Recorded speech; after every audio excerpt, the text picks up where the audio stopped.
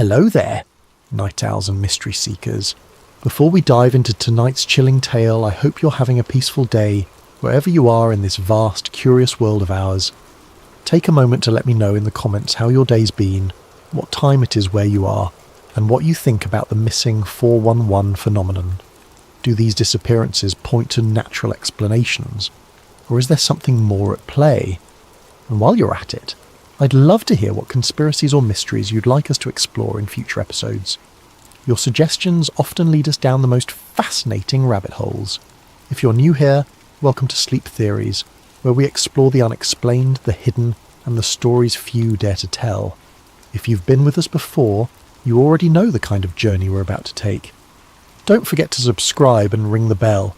That way you'll never miss a night of unravelling the world's most shadowed secrets. Now, dim the lights, get comfortable, and let me tell you about Dr. Lyle Kastner, a man whose government work led him straight into a world of missing people, buried evidence, and a dimensional secret darker than anything he could have imagined. Dr. Lyle Kastner had always found solace in numbers. Equations didn't lie, atmospheric readings didn't manipulate, and electromagnetic frequencies couldn't be bought or silenced, which made his current assignment all the more disturbing. The DARPA laboratory in Cheyenne was sterile and windowless, the kind of place where secrets went to multiply in the fluorescent darkness. Kastner's workstation was cluttered with printouts showing electromagnetic anomalies from across the American West, but his focus kept returning to one particular cluster of readings from Shoshone National Forest in Wyoming.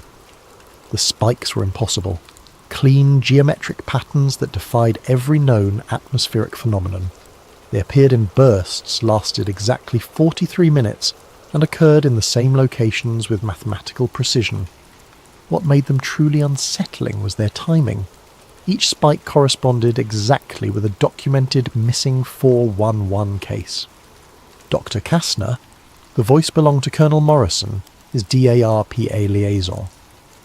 The man's face was the kind of military blank that suggested he'd seen too much and decided to feel nothing about it. "We need to discuss your findings." Kastner looked up from his monitors, rubbing his tired eyes. He'd been working for 18 hours straight, surviving on coffee, and the gnawing certainty that he was uncovering something that shouldn't exist. "The electromagnetic signatures are unlike anything in the literature, Colonel. The patterns suggest..." "Doctor!" Morrison's tone carried the weight of classification stamps and buried reports. "I need to know if these readings represent a threat to national security." The question hung in the air like a loaded gun. Kastner had learned over his 12 years of government work that certain questions were really statements. This was one of them. "The patterns are consistent with theoretical models of dimensional membrane stress," Kastner said carefully. "If I had to guess, I'd say we're looking at evidence of spatial temporal distortion, but that's impossible according to current physics." Morrison nodded slowly. "That's what I was afraid you'd say. Pack your equipment, Doctor. You're going to Wyoming." 3 hours later, Kastner was in a government SUV winding through the mountain roads towards Shoshone National Forest. His driver, a stone-faced agent who'd introduced himself only as Phillips, had said maybe 10 words during the entire journey.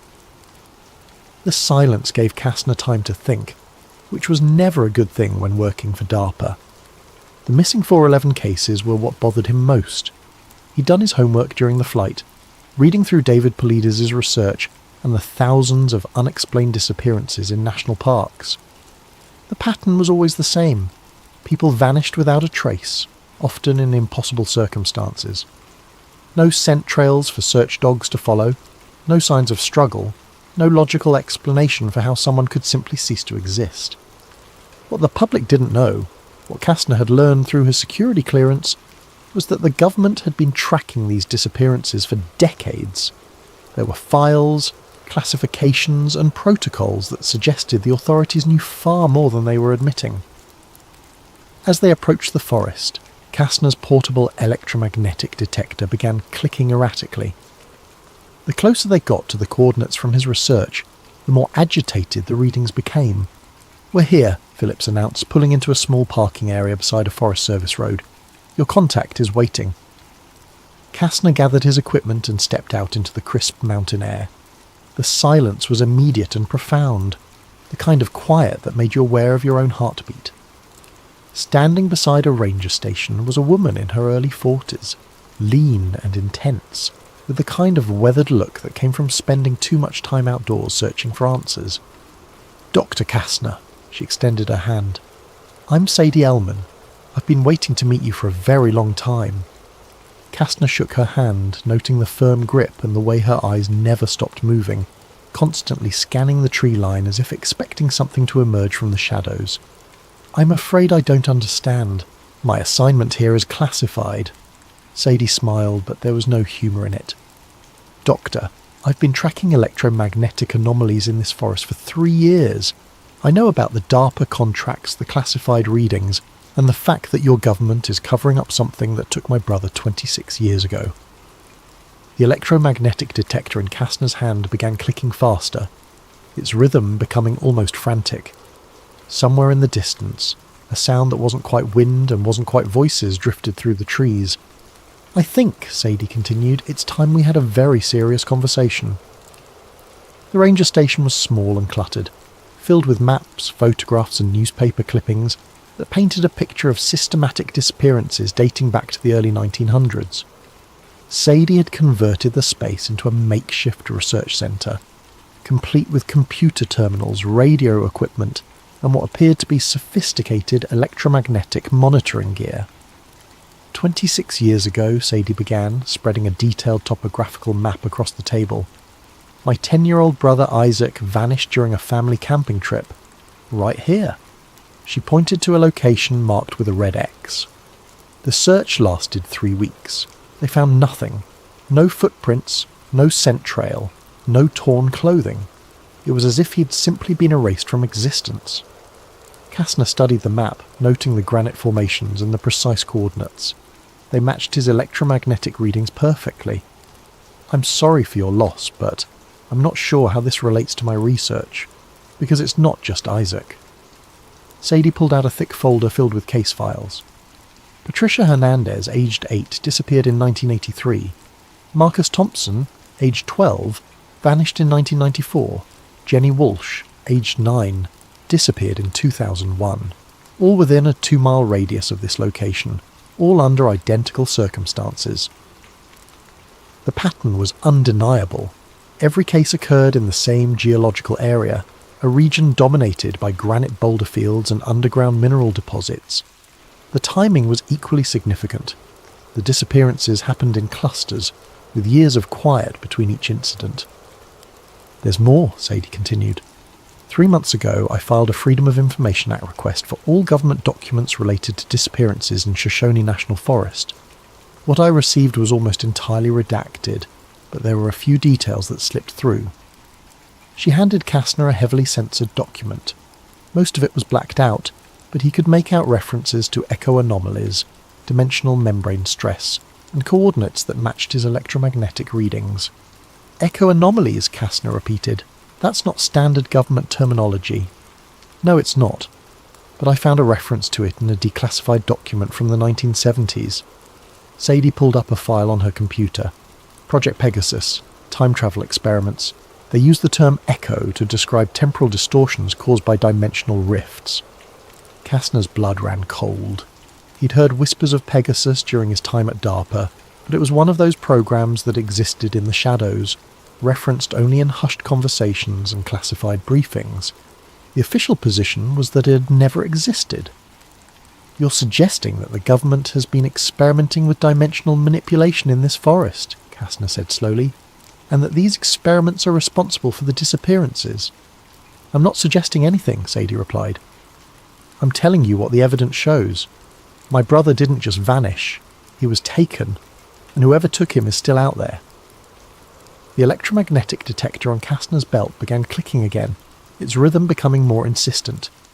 He pulled it out and watched the needle swing wildly across the display. "It's starting," Sadie said, moving to her radio equipment. "Every time the electromagnetic activity spikes, we get reports of strange phenomena. Compass needles spinning, electronics failing, people reporting voices in languages they don't recognize." Kastner's training kicked in. He began taking readings, documenting the electromagnetic signatures with scientific precision. The patterns were extraordinary, geometric frequencies that seemed to pulse with mathematical intelligence. It was as if the very fabric of space-time was vibrating in response to some external force. "Dr. Kastner," a voice crackled through Sadie's radio. "This is Cole Varick. We have a situation." Sadie grabbed the radio. "Cole, this is Sadie. What's your location?" "I'm at the old observation tower, about 2 miles north of your position. I've got hikers reporting lost time and missing equipment. Whatever's happening, it's starting again." Cole Varick arrived 20 minutes later, a grizzled man in his 60s with the kind of weathered face that came from 30 years of ranger work. He carried himself with the casual authority of someone who'd seen every kind of wilderness emergency, but his eyes held something deeper, a wariness that suggested he'd encountered things that weren't in any ranger manual. "Dr. Kastner," he said, extending his hand. "I've been expecting you." "You have?" "Government contracts don't stay secret in a place like this," Cole explained. "Word gets around. What I want to know is whether you're here to help or to cover things up." Kastner found himself looking between Cole and Sadie, two people who clearly knew more about his assignment than he did. "I'm here to study electromagnetic anomalies. Beyond that, I'm not sure what my role is supposed to be." Cole nodded slowly. "Then let me show you something that might clarify things." He led them to a storage room behind the ranger station, where he produced a metal briefcase secured with multiple locks. Inside were photographs, documents, and what appeared to be physical evidence from decades of unexplained incidents. "I worked this forest for 30 years, Cole said. "I've seen things that would end my career if I reported them officially. Missing persons cases where the victims reappeared days later, with no memory of where they'd been. Hikers who aged years in a matter of hours. Equipment that malfunctioned in ways that defied explanation." He handed Kastner a photograph. It showed a clearing in the forest, but the trees around the edges were blurred and distorted, as if the image had been taken through rippling water. "This was taken during my final year as a ranger," Cole continued. "I was investigating reports of strange lights and electromagnetic disturbances. What I found was a section of forest where the laws of physics seemed to break down." Kastner studied the photograph, his scientific mind racing.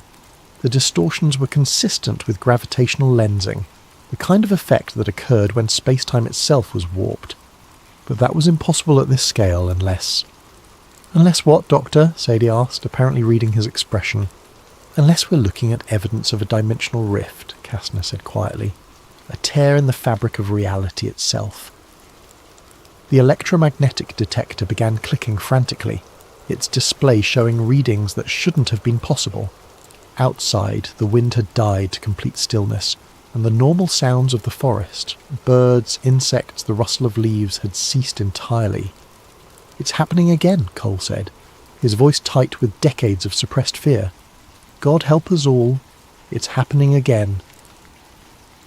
The silence was absolute.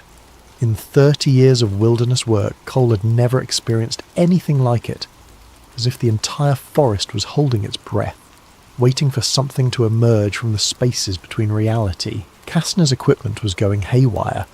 The electromagnetic detector was clicking so rapidly it sounded like a Geiger counter in a radiation zone, and his portable spectrometer was displaying readings that violated several fundamental laws of physics. Most disturbing of all, his GPS unit kept losing signal, the coordinates flickering between their actual location and somewhere that didn't exist on any map. "We need to move," Sadie said, gathering her equipment with practiced efficiency.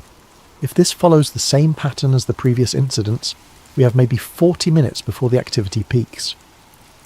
"Move where?" Kastner asked, still trying to process readings that suggested the local gravitational field was fluctuating in impossible ways. "Zone echo," Cole replied grimly. "The area I've been monitoring for the past year is where the dimensional membrane is thinnest." They loaded their gear into Cole's ranger vehicle and headed deeper into the forest, following a service road that wasn't marked on any official maps. The trees grew denser as they travelled, their branches forming a canopy so thick that it blocked out most of the daylight. The electromagnetic readings grew stronger with each mile, and Kastner's instruments began detecting frequencies that shouldn't have existed in nature. "Tell me about your brother," Kastner said to Sadie as they drove. "What exactly happened the day he disappeared?" Sadie's grip tightened on her equipment case. "We were camping with my parents at Yellowstone Creek. Isaac was always wandering off. He was curious about everything, always asking questions about rocks and trees and animals. That morning he asked if he could explore the granite formations about a quarter-mile from our campsite. My parents said yes, as long as he stayed within shouting distance." She paused, her voice becoming distant. "He was gone for maybe 20 minutes. When we went looking for him, we found his shoes at the base of a large boulder. Just his shoes, neatly placed as if he'd taken them off intentionally. Everything else, his jacket, his backpack, his compass, was gone." "No footprints?" Kastner asked. "None. It was like he'd simply vanished into thin air. The search and rescue teams brought in dogs, helicopters, professional trackers. They found nothing. The official report concluded that he'd probably fallen into a hidden crevice or been taken by a wild animal, but that didn't explain the complete absence of evidence." Cole turned onto an even smaller trail, barely wide enough for the vehicle. "We're entering the perimeter of Zone Echo," he announced. "From here on, things get strange." As if responding to his words, Kastner's compass began spinning wildly, its needle unable to find magnetic north. The air itself seemed to shimmer, creating optical distortions that made distant objects appear closer than they were. Most unsettling of all, the shadows beneath the trees seemed to move independently of their sources, shifting and flowing like liquid darkness. "Stop the vehicle," Kastner said suddenly. Cole brought the truck to a halt. "What is it?" "The electromagnetic readings just spiked beyond anything I've ever recorded. We're close to the source." They climbed out and gathered their equipment. The forest around them was eerily quiet, devoid of the usual sounds of wildlife. Even the wind seemed muted, as if the air itself was reluctant to move through this space. "There," Sadie pointed to a structure barely visible through the trees. "That's the old ranger outpost Cole mentioned. It's been abandoned for 20 years. The building was small and weathered, constructed from logs that had darkened with age. Windows were boarded up, and the door hung slightly ajar, revealing only darkness within. But what made Kastner's scientific mind recoil was the space around the structure. It seemed to bend and warp, creating visual distortions that hurt to look at directly. "I found it during my last year as a ranger," Cole explained. "It's not on any official maps, and there are no records of its construction. But there are files inside that suggest it was used for some kind of monitoring operation." As they approached the building, Kastner's electromagnetic detector began clicking so rapidly that it sounded like electronic screaming. The readings were off the charts, suggesting electromagnetic activity that should have been lethal to human life. "How is this possible?" Kastner muttered, checking his instruments. "The electromagnetic field strength here should be frying our nervous systems." "Because we're not entirely in normal space-time," Cole replied. "Whatever's happening here, it's creating a pocket of altered reality." The door to the outpost creaked open at Sadie's touch, revealing an interior that shouldn't have been possible. The single room was larger inside than the exterior dimension suggested, and the walls were covered with maps, photographs and documents that seemed to shift and change when viewed peripherally.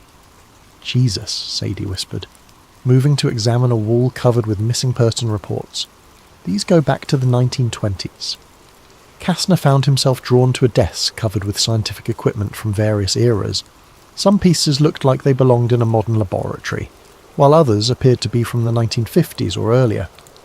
All of it was connected by cables and wires that seemed to pulse with their own internal light. "Look at this," Cole called from the opposite wall. He was standing before a filing cabinet labelled Seraph Protocol, Deviation Events, Do Not Open. The drawers were secured with locks that looked far more sophisticated than anything that belonged in an abandoned forest outpost. Sadie pulled out a set of lockpicks. "Don't ask where I learned to do this." The locks yielded to her expertise, and the filing cabinet opened to reveal folders filled with documents that made Kastner's blood run cold. Reports of temporal displacement events, dimensional breach protocols, and subject retrieval operations dating back decades. "My God," Kastner breathed. reading through a file labelled Echo 44 Temporal Displacement Analysis. They've been monitoring dimensional rifts here for over 50 years. But it was Sadie who made the discovery that changed everything. At the bottom of the filing cabinet, she found a manila envelope marked with a date from 2019. Inside was a single photograph, blurry and distorted, but unmistakably showing a young boy standing in a clearing that looked exactly like the area around the outpost. The boy was Isaac Ellman, apparently unchanged from the day he'd disappeared 26 years earlier. "This is impossible," Sadie whispered, her hands shaking as she held the photograph. "This was taken 3 years ago. He should be 36 years old now." Cole took the photograph and studied it carefully. "Look at the background. See how the trees are distorted? This wasn't taken in our normal space-time. This was taken on the other side of the rift." Kastner found another file that made his scientific worldview crumble. The document was titled Temporal Stability Analysis, Echo Zone Manifestations, and it contained detailed records of people who had vanished and reappeared, but with temporal discrepancies that defied explanation. "Listen to this," he read aloud. Subject 23A disappeared on July 15, 1987, and was recovered on August 2, 1987. However, subject exhibited signs of having aged approximately 3 years during the 18-day absence. Medical examination revealed cellular aging consistent with prolonged exposure to accelerated temporal flow. "And this one," he continued, subject 31B disappeared on March 8, 1993, and was recovered on March 12, 1993. Subject appeared to have aged backward by approximately 5 years. Subject retained no memory of the displacement event and was processed according to Class C amnesia protocols. The implications were staggering. The government hadn't just been covering up disappearances, they'd been actively retrieving people from dimensional rifts and suppressing evidence of temporal displacement. "There's more," Sadie said, pulling out a final document. "This is a schedule. It shows that the dimensional rift stabilizes on a 27-year cycle. The next stabilization window is July 9th, Cole finished. Today."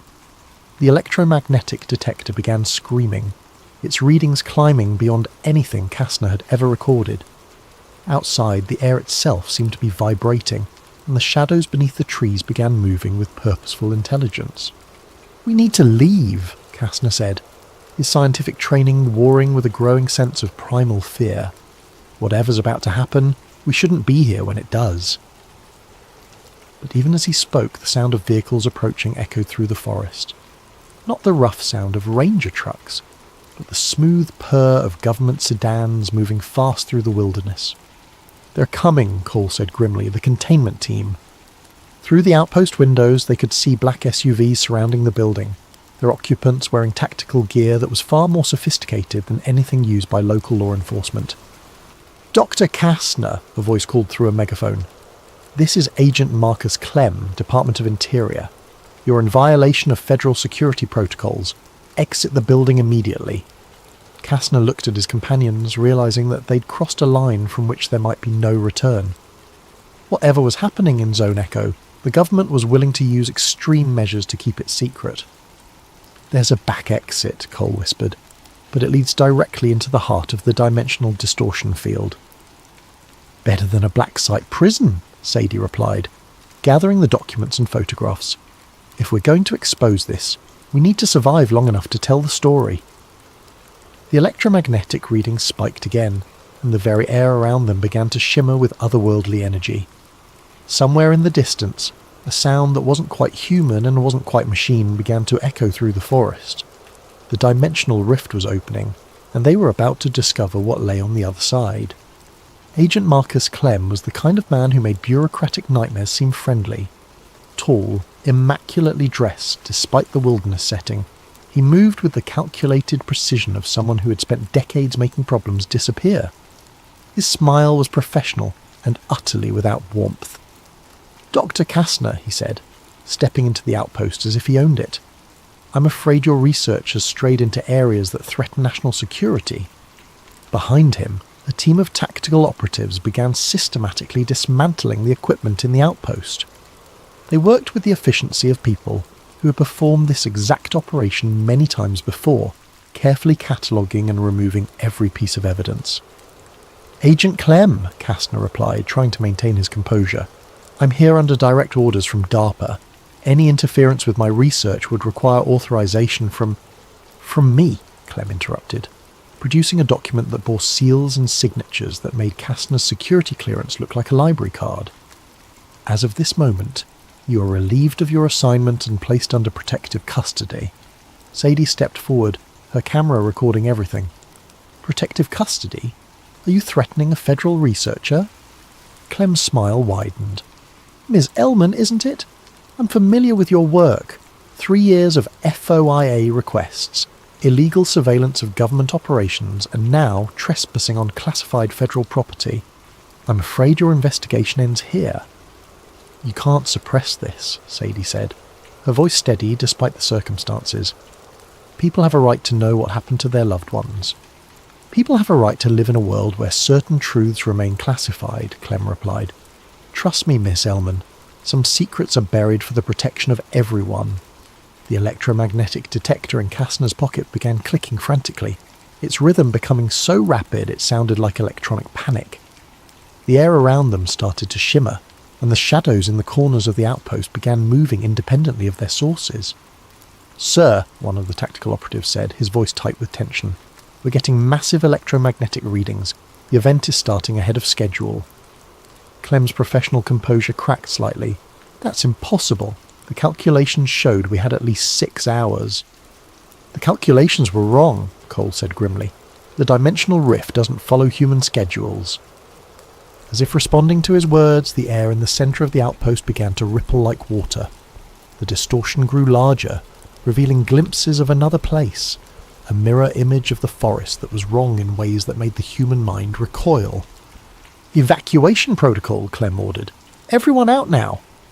But it was too late. The dimensional rift expanded with sudden violence, encompassing half the outpost in a sphere of writhing space-time.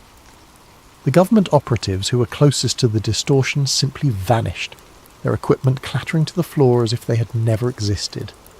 The documents, Sadie shouted, grabbing the files from the cabinet. We need to get these out of here.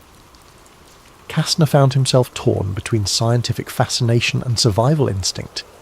The readings from his equipment were beyond anything in the literature, representing a breakthrough in dimensional physics that could revolutionize human understanding of reality itself. But the look in Agent Clem's eyes suggested that such knowledge came with a price that few were willing to pay.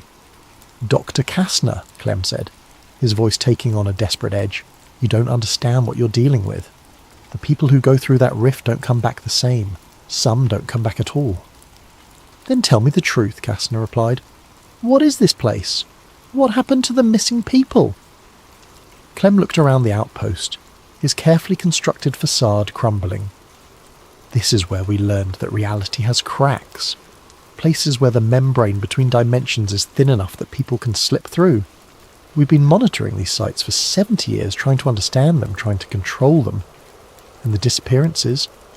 Most of them are accidents, people who wandered into dimensional hotspots at the wrong time. But some, Clem's voice trailed off, some were experiments, government-sanctioned research into the nature of parallel dimensions. The confession hung in the air like a toxic cloud.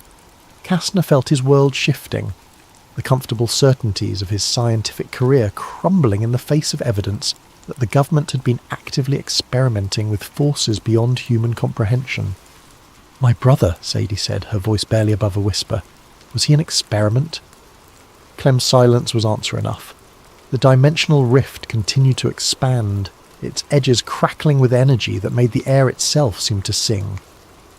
Through the distortion, they could see the other side, a version of the forest that was simultaneously familiar and alien, where the trees grew in impossible directions and the sky held colours that had no names. We need to go, Cole said, moving toward the back exit. The containment protocols for this kind of event involve sterilization of the entire area. Sterilization? Kastner asked. Tactical nuclear device, Clem confirmed. It's the only way to ensure the dimensional rift doesn't spread beyond the immediate area. The revelation hit Kastner like a physical blow. The government wasn't just covering up disappearances. They were prepared to destroy entire sections of wilderness to maintain the secret. How many times, he asked, How many times have you done this?" "Enough," Clem replied, "and we'll do it again if necessary." But even as he spoke, Sadie was moving toward the dimensional rift, the photograph of her brother clutched in her hand. "If he's in there, if he's still alive after all these years, I'm going to find him." "Sadie, no," Cole shouted. "You don't understand what you're doing." "I understand perfectly," she replied. "I'm going to get my brother back." Before anyone could stop her, she stepped through the dimensional rift and vanished into the writhing space-time distortion. The air where she'd been standing rippled like disturbed water, and then she was gone. "Damn it," Clem cursed. "Initiate emergency protocols. We have a civilian breach." Kastner found himself facing a choice that would define the rest of his life. He could follow the government operatives to safety, allow them to destroy the evidence and continue the cover-up. Or he could follow Sadie through the dimensional rift and risk everything to uncover the truth. The electromagnetic detector in his pocket was screaming now, its readings climbing beyond anything his equipment could measure. The dimensional rift was fully open, revealing a pathway to a place where the laws of physics were merely suggestions. "Dr. Kastner," Clem said, his voice carrying the weight of classified authority. "Whatever you're thinking, don't. Some doors are meant to stay closed." But Kastner was already moving, his scientific curiosity overriding his survival instinct. He grabbed his equipment and stepped toward the dimensional rift, feeling the air around him begin to change in ways that his instruments couldn't measure. "See you on the other side," he called to Cole, and then stepped through the barrier between worlds. The last thing he heard was Agent Clem shouting evacuation orders and the distant sound of helicopters approaching through the forest. The other side of the dimensional rift was a place where familiar became foreign, where the Shoshone National Forest existed in a state of perpetual twilight that felt like the moment between sleeping and waking. The trees were the same species, but they grew in spirals that defied gravity, their branches reaching toward a sky that shifted between deep purple and silver grey. The air tasted of ozone and possibility, crackling with energy that made Kastner's skin tingle.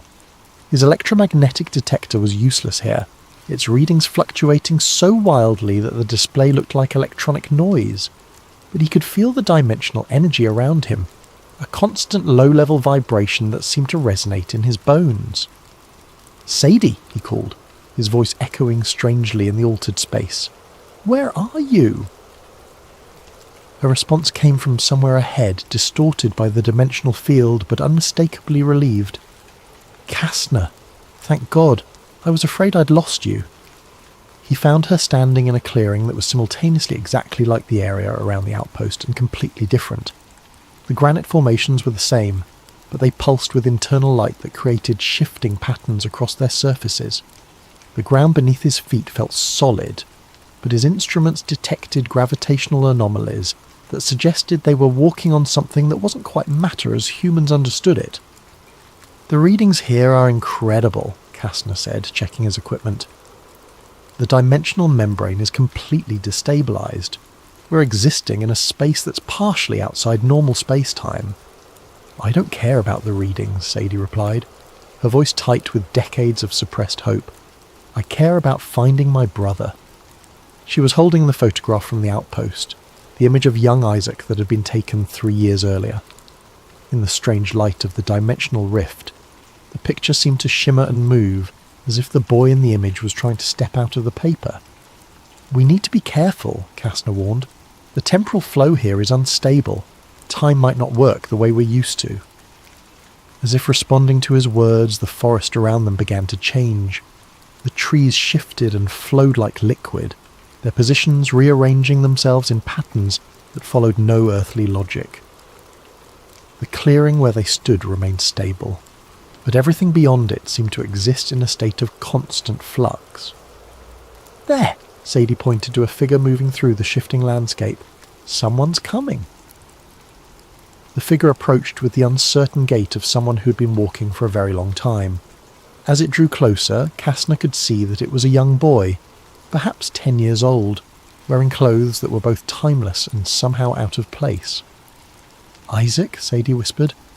The boy looked up at the sound of his name, and his face broke into a smile that was exactly as Sadie remembered it. "Sadie! I knew you'd come for me. I've been waiting." She ran to him, dropping to her knees and pulling him into an embrace that seemed to anchor both of them to the unstable reality around them. But even as she held him, Kastner could see the wrongness in the situation. The boy hadn't aged a day in 26 years, but his eyes held depths that suggested he had experienced things that no child should ever see. "Isaac, what happened to you?" Sadie asked, her voice breaking. "Where have you been all this time?" "Here," he replied simply, "waiting for you to find me. The others said you would come eventually." "What others?" Isaac pointed to the shifting forest around them. "The ones who got lost like me. They're still here, but they're different now. Time works differently here, Sadie. Sometimes I'm 10 years old, sometimes I'm older, sometimes I'm younger, but I always remember you." Kastner's instruments detected massive temporal distortions centered on the boy. Whatever had happened to him during his 26 years in the dimensional rift, it had fundamentally altered his relationship with time itself. "We need to get you out of here," Sadie said, helping Isaac to his feet. "Back to the real world." "But this is real," Isaac replied, his child's voice carrying undertones of vast adult knowledge. "It's just different. The people who brought me here, they're trying to understand how the barriers work. They said they needed children because our minds are more flexible." "What people?" Kastner asked, though he was beginning to suspect the answer. "The ones in the white coats," Isaac said. "They have machines that can open doorways between worlds. They said they were trying to help people, but I think they were just trying to learn things they shouldn't know." The confirmation of government experimentation hit Kastner like a physical blow. The disappearances weren't just accidents. They were part of a systematic program to study dimensional rifts using human subjects. "We're leaving," Sadie said firmly. "All of us, right now." But as they started back toward the dimensional rift, the landscape around them began to shift more violently.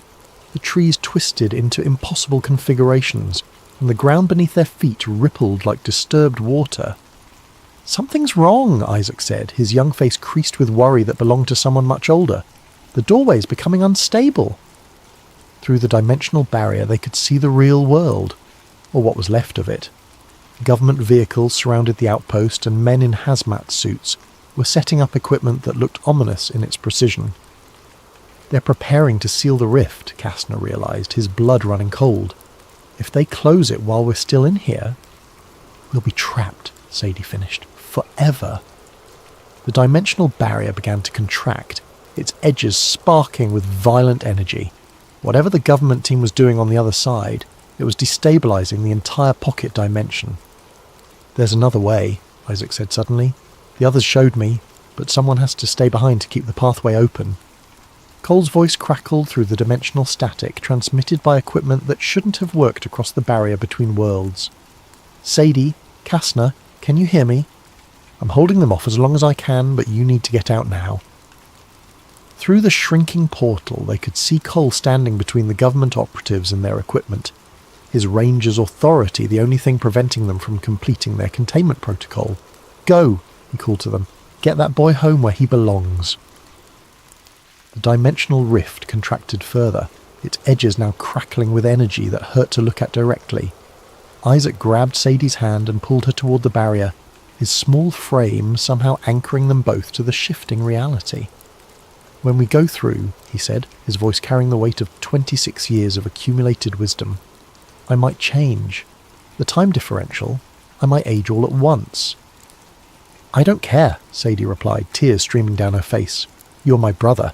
Whatever happens, we face it together." They stepped through the dimensional rift just as it collapsed behind them, the otherworldly forest vanishing into a point of light that winked out like a dying star. On the other side, they emerged into chaos. Government operatives were shouting orders, their containment equipment sparking and failing as the dimensional energies discharged into the normal world. Agent Clem was screaming into a radio, his professional composure completely shattered. "Containment failed," he was saying. "Repeat, containment failed. The subjects have returned." Cole lay on the ground near the outpost, his breathing shallow but steady.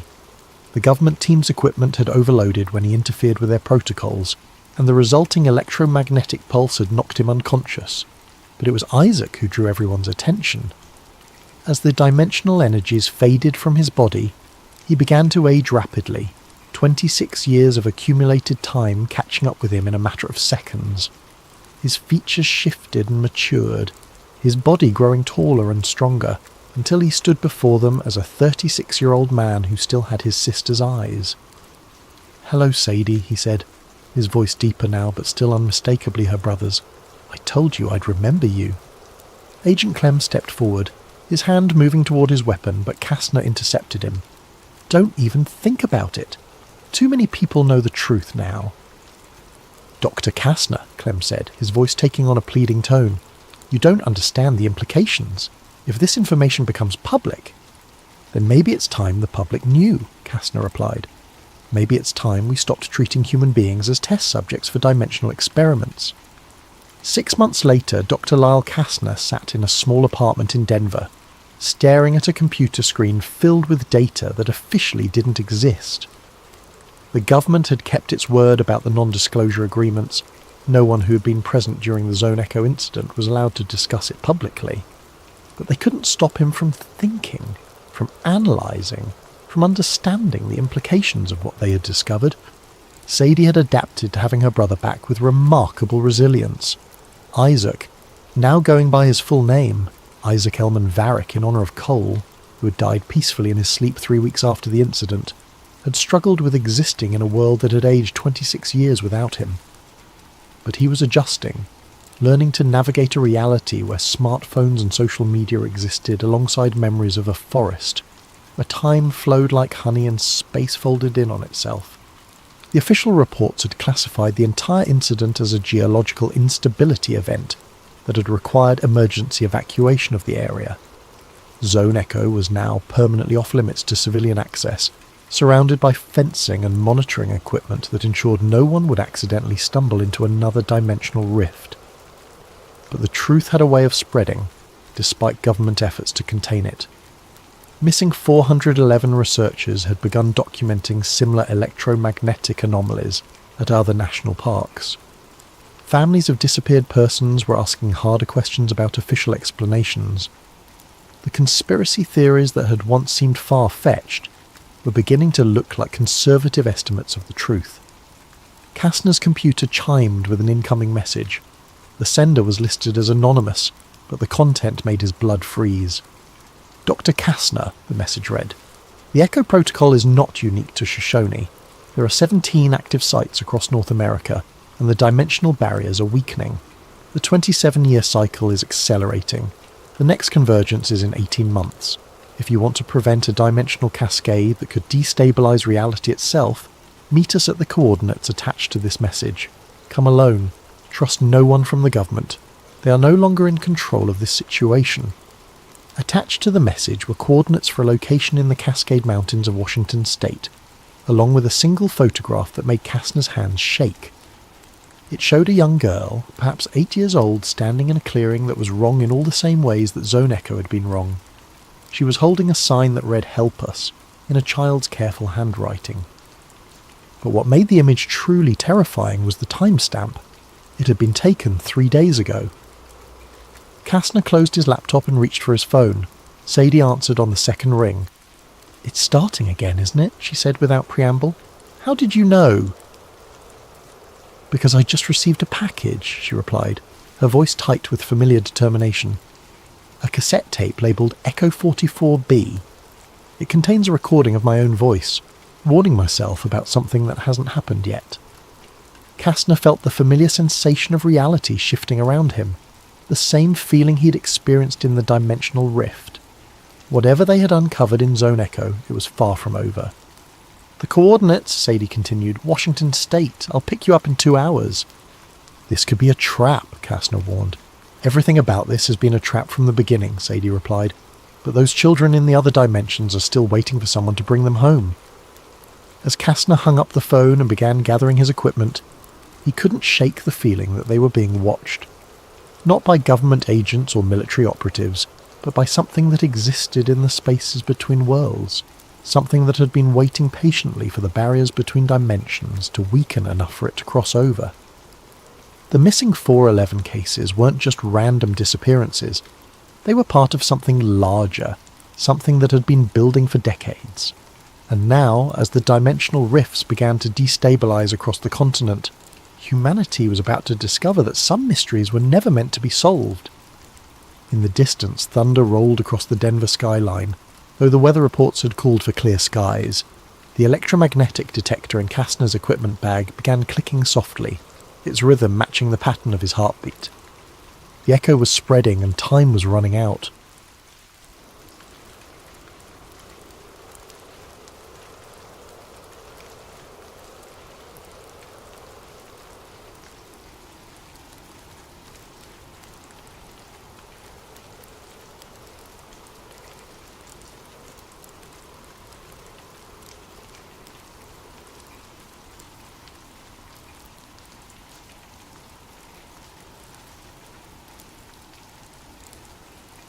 A mission so secret that for 60 years it existed only in the shadows of government archives and the nightmares of those who lived it. This is the story of the Serpo Protocol. July 8th, 1947, Roswell, New Mexico. The desert stretched endlessly under the unforgiving New Mexico sun, its silence broken only by the distant rumble of military vehicles converging on coordinates that would soon be erased from every map.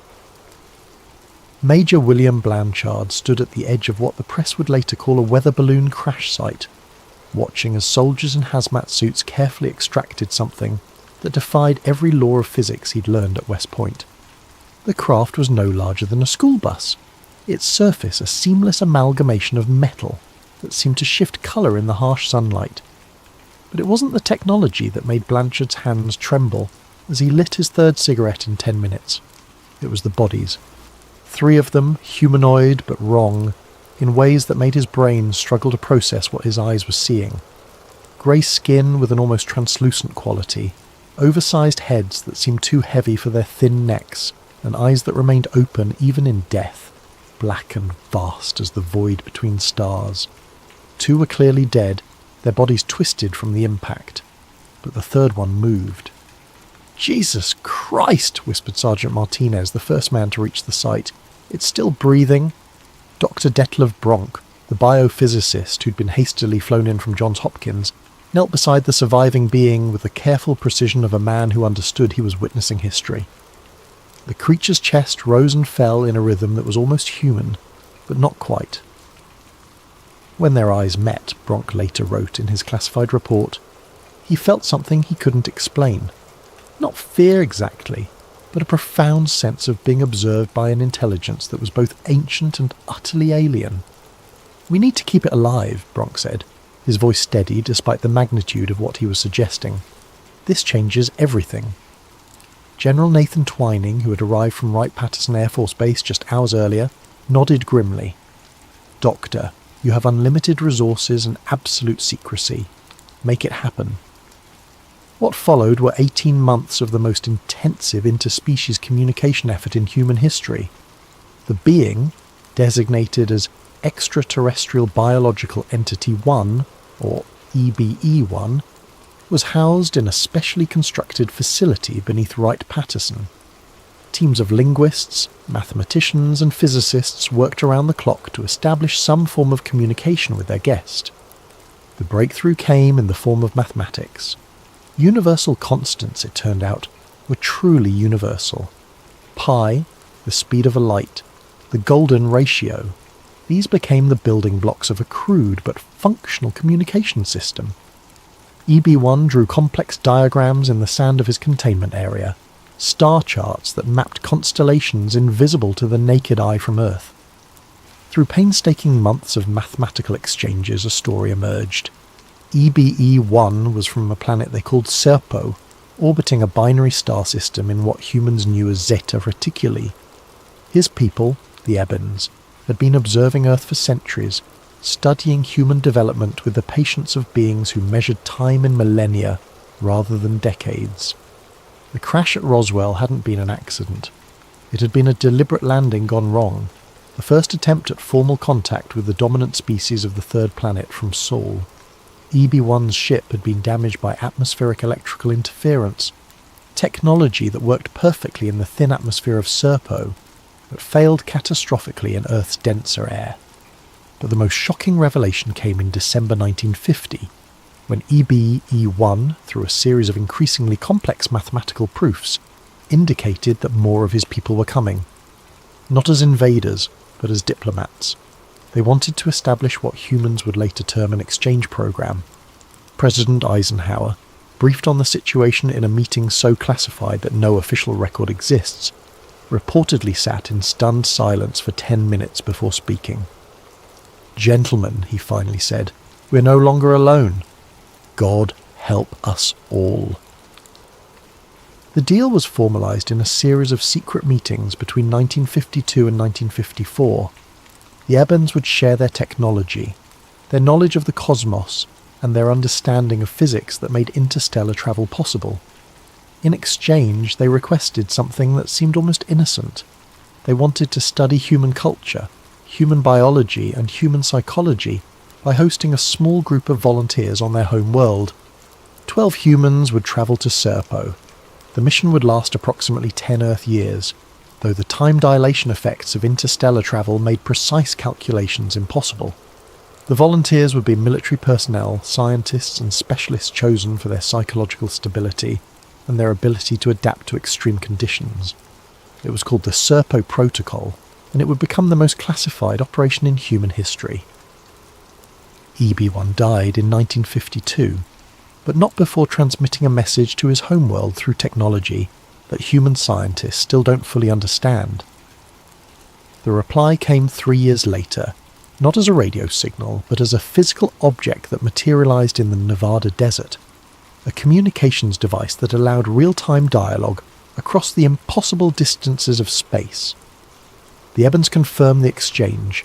They would send a ship to Earth in 1965. 12 humans would be selected, trained and prepared for a journey that would take them farther from home than any human had ever travelled. General Emmett Harrow, chosen to oversee the project, kept a private journal throughout the selection and training process.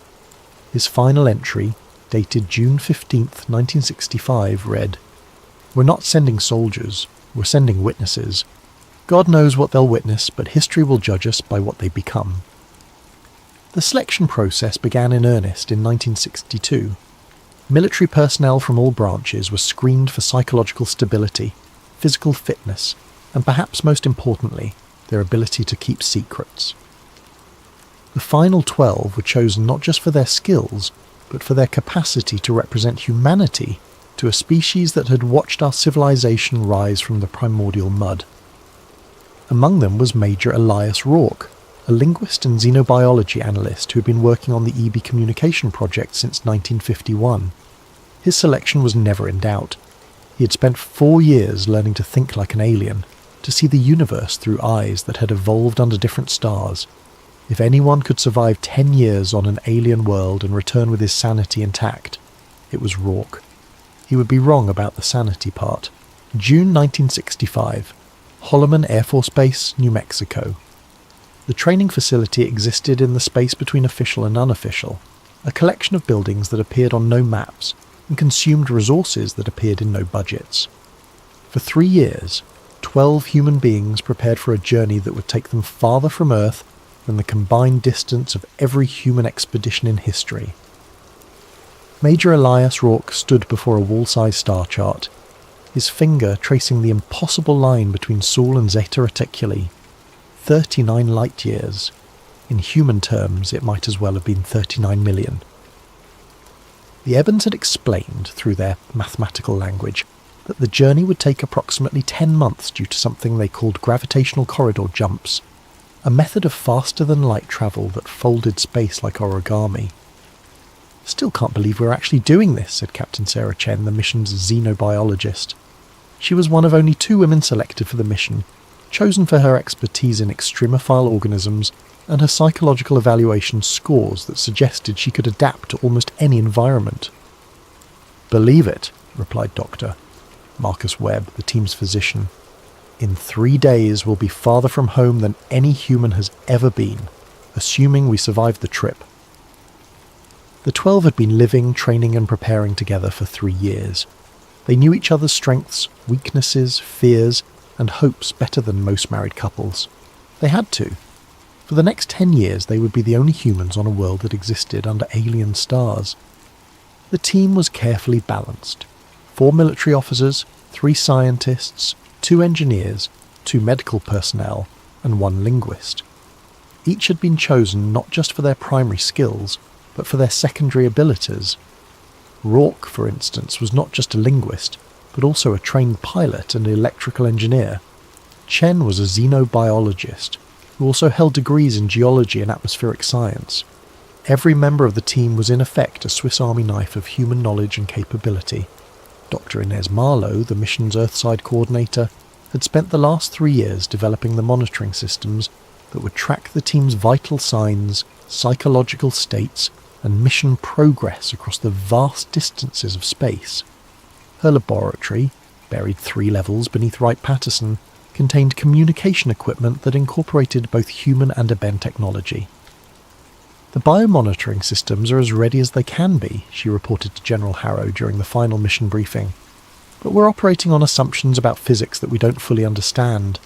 The Ebens assure us that quantum entanglement communication will work across interstellar distances, but we've never tested it. General Harrow nodded grimly.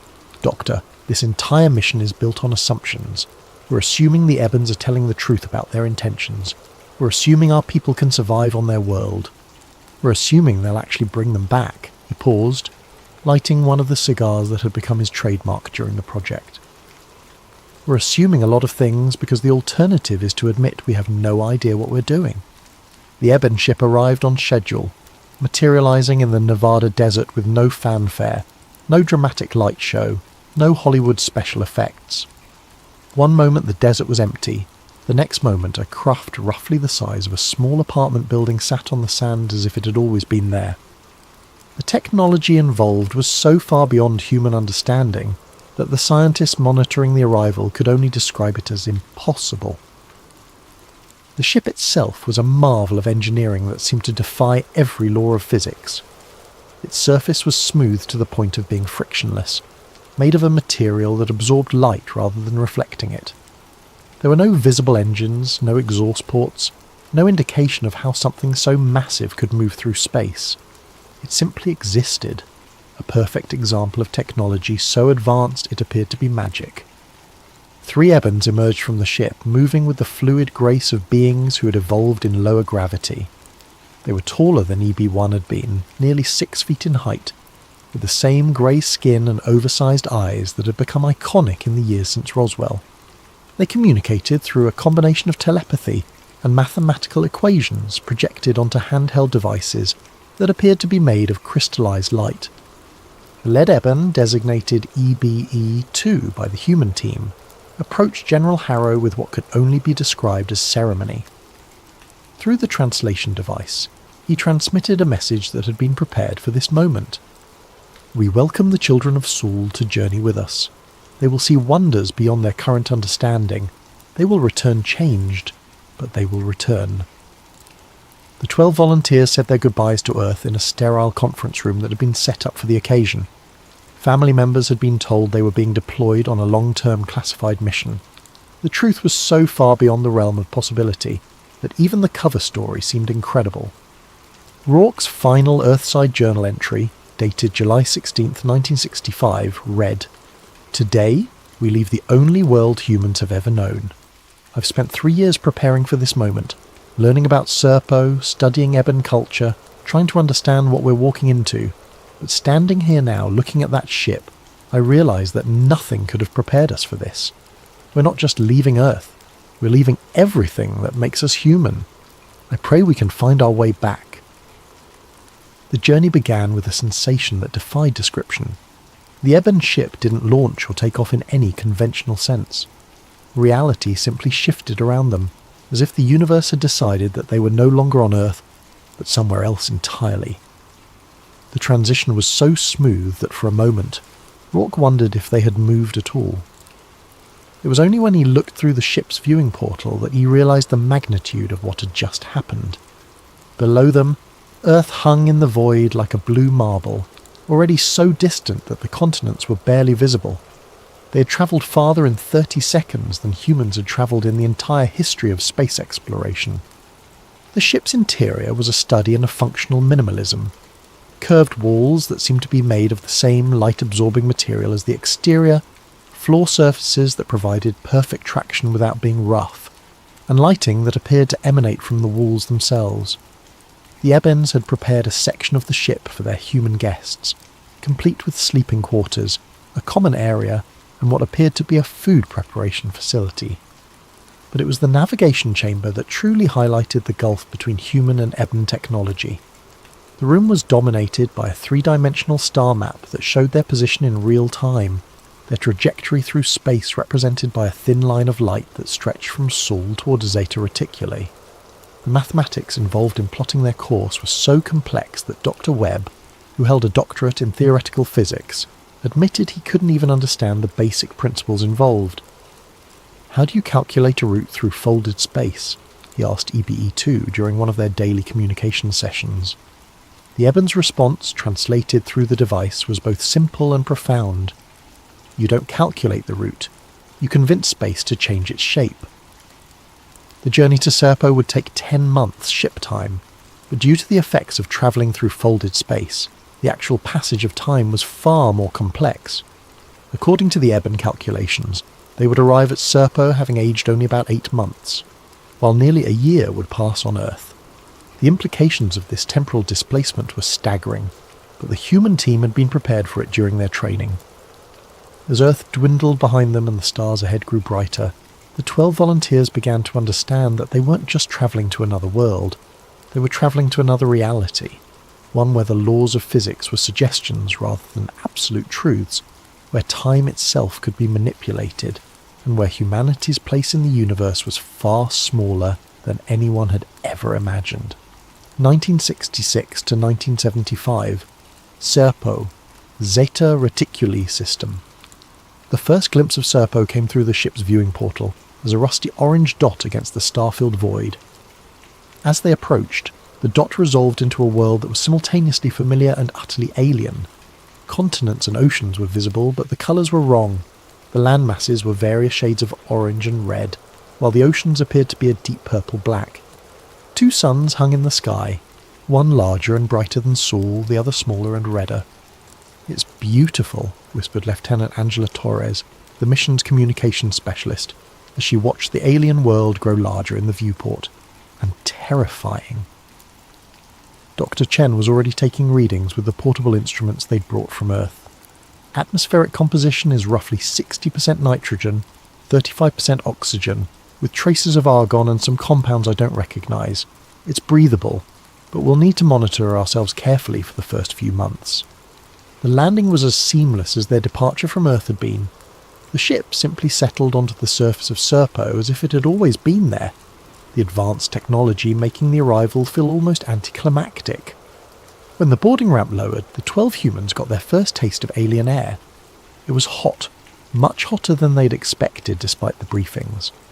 The dual suns created a greenhouse effect that kept the surface temperature at a constant 107 degrees Fahrenheit.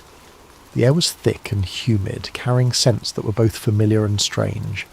There was something like ozone, something like metal, and underneath it all an organic smell that reminded Rourke of a forest after rain, but wrong somehow.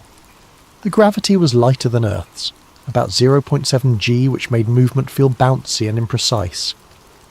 After the first few hours, several team members complained of nausea and disorientation, as their inner ears struggled to adjust to the alien environment. But it was the sky that truly drove home the fact that they were no longer on Earth. The 2 suns cast complex shadows that shifted and changed throughout the day. The larger sun provided most of the light, while the smaller red sun painted everything with an orange tint that made the landscape look like a perpetual sunset. At night, when both suns had set, the sky was filled with more stars than any human had ever seen, the centre of the galaxy visible as a brilliant stream of light across the heavens. The Eben settlement was a marvel of integrated architecture. Rather than building structures that sat on the landscape, the Ebens had grown their city into the landscape itself. Buildings flowed organically from the ground. their walls and roofs indistinguishable from the natural rock formations. The entire settlement looked like it had been carved from a single piece of stone, with passages and chambers that followed the natural contours of the terrain. "It's like they think in 3 dimensions, observed Captain Chen as they were led through the settlement. "Human architecture is based on straight lines and right angles. This is based on curves and natural flow." The Ebons themselves were gracious hosts, but their behaviour was often puzzling to the human visitors. They lived in a society with no apparent hierarchy, no leaders, no government in any sense that humans could understand. Decisions were made through a form of consensus that seemed to involve telepathic communication. Crime was non-existent, not because of laws or punishment, but because the concept of harming another being was simply incomprehensible to them. Privacy, as humans understood it, didn't exist. The Ebons lived in communal spaces where thoughts and emotions were shared freely. They found the human need for individual space and private thoughts both fascinating and slightly disturbing. Several times during the first months, Rourke found himself being studied by groups of Ebons who were trying to understand why humans needed to be alone with their thoughts. The first death occurred 6 months after their arrival. Sergeant James Morrison, one of the engineers, collapsed while working on a communication array. Dr. Webb's examination revealed massive internal hemorrhaging, but the cause was unclear. The symptoms were unlike anything in human medical literature, and the Ebon medical techniques were too advanced for the human team to understand. "It's like his blood just forgot how to clot," Webb reported in his medical log. "Every test I can run suggests his body's rejecting something, but I can't identify what. The Ebons say it's a reaction to the radiation from their dual suns, but our monitoring equipment doesn't show dangerous levels." Morrison died 3 days later, the first human to die on an alien world. The team buried him in a small ceremony at the edge of the settlement, marking his grave with a simple stone cairn that would become a shrine for the remaining members of the mission. The second disappearance was more mysterious. Lieutenant Patricia Huang, the mission's geologist, went out on a solo survey expedition and never returned. Search parties found her equipment scattered across a wide area, but no sign of her body. The Ebons seemed genuinely puzzled by her disappearance, claiming that their world had no dangerous wildlife and that she couldn't have simply gotten lost. "She was studying the mineral formations about 5 kilometres from the settlement," reported Captain Torres. "Her last transmission was routine, just standard geological observations. Then nothing. It's like she just vanished." The loss of 2 team members in less than a year created a psychological crisis for the remaining 10. They were alone on an alien world, dependent on beings they didn't fully understand, with no way to contact Earth except through the Ebon communication systems. The isolation was more complete than any human had ever experienced. Rourke found himself changing in ways that were both subtle and profound. His journal entries, transmitted to Earth through the Ebon communication system, showed a gradual shift in perspective that worried the Earthside monitors. "I stopped dreaming of Earth," he wrote in a transmission dated September 1967, "and I started dreaming in images I didn't understand. Last night I dreamed I was swimming through space, surrounded by stars that sang in mathematical harmonies. When I woke up, I could still hear the music, and for a moment I understood what it meant. But the understanding faded as soon as I tried to write it down."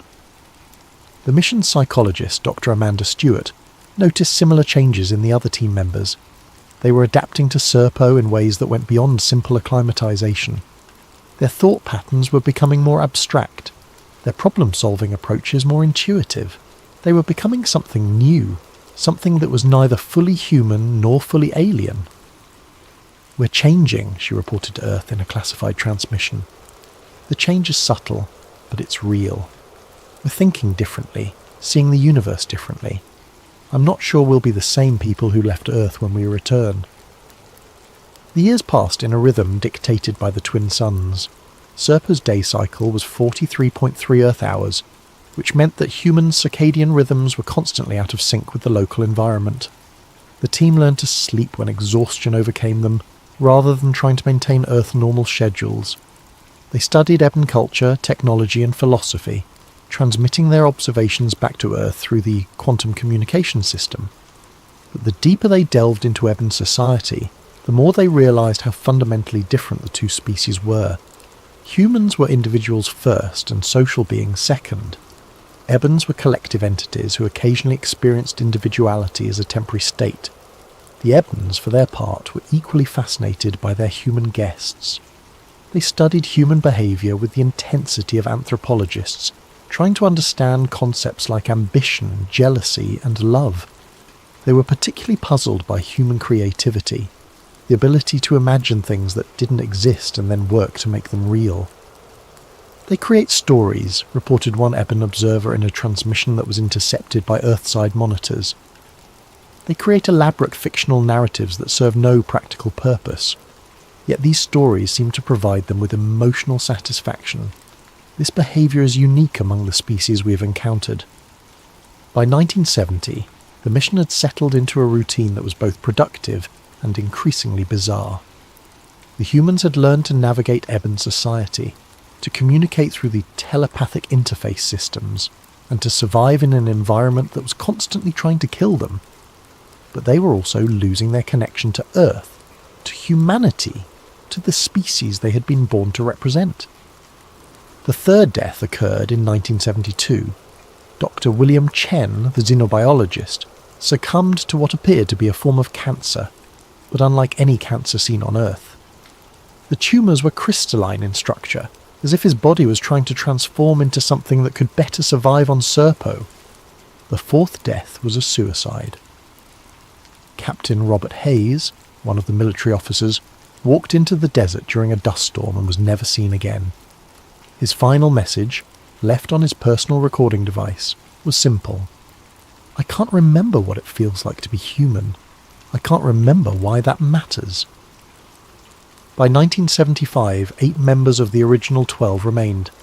They had become something unprecedented in human history, a permanent alien diaspora, humans who had lived longer on an alien world than on Earth. They had adapted, evolved, and survived, but the cost was measured in ways that couldn't be quantified in mission reports. Rourke's journal entries from the final year on Serpo showed a man who had gained cosmic perspective at the cost of his humanity.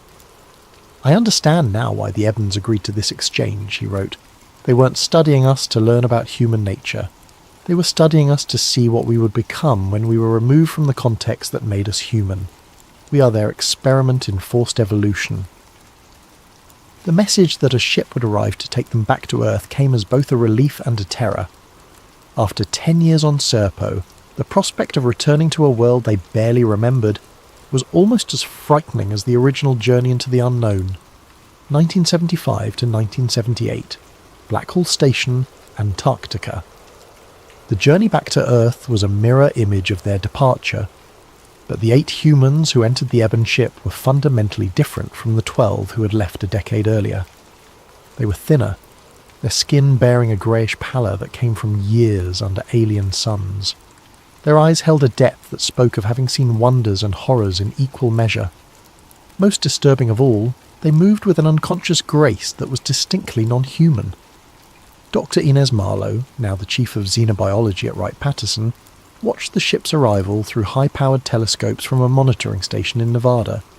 The vessel materialized in the same manner as its departure, reality simply shifting to accommodate its presence. But something was different about this arrival. The ship lingered longer before touching down, as if its occupants were reluctant to complete their journey. Biomonitoring shows 8 human life signs, reported her assistant, Dr. Frances Cole, but the patterns are unusual. Their brain activity is showing wavelengths we've never recorded in human subjects. The reunion between the returning team and their Earthside counterparts took place in a sterile debriefing facility that had been constructed specifically for this purpose. The room was designed to feel comfortable and familiar, with earth plants, normal lighting and photographs of home. But the returning astronauts seemed uncomfortable in the space, as if they had forgotten how to exist in human-designed environments. Rourke was the first to speak, his voice carrying an accent that hadn't been there when he left. 10 years, 4 months, and 16 days, he said. his eyes focusing on something beyond the walls of the debriefing room. That's how long we were gone in ship time, but it feels like a lifetime. Several lifetimes. The initial medical examinations revealed changes that were both subtle and profound. The returning team members showed increased bone density, improved cardiovascular function, and neurological modifications that suggested their brains had adapted to process information in ways that were distinctly non-human.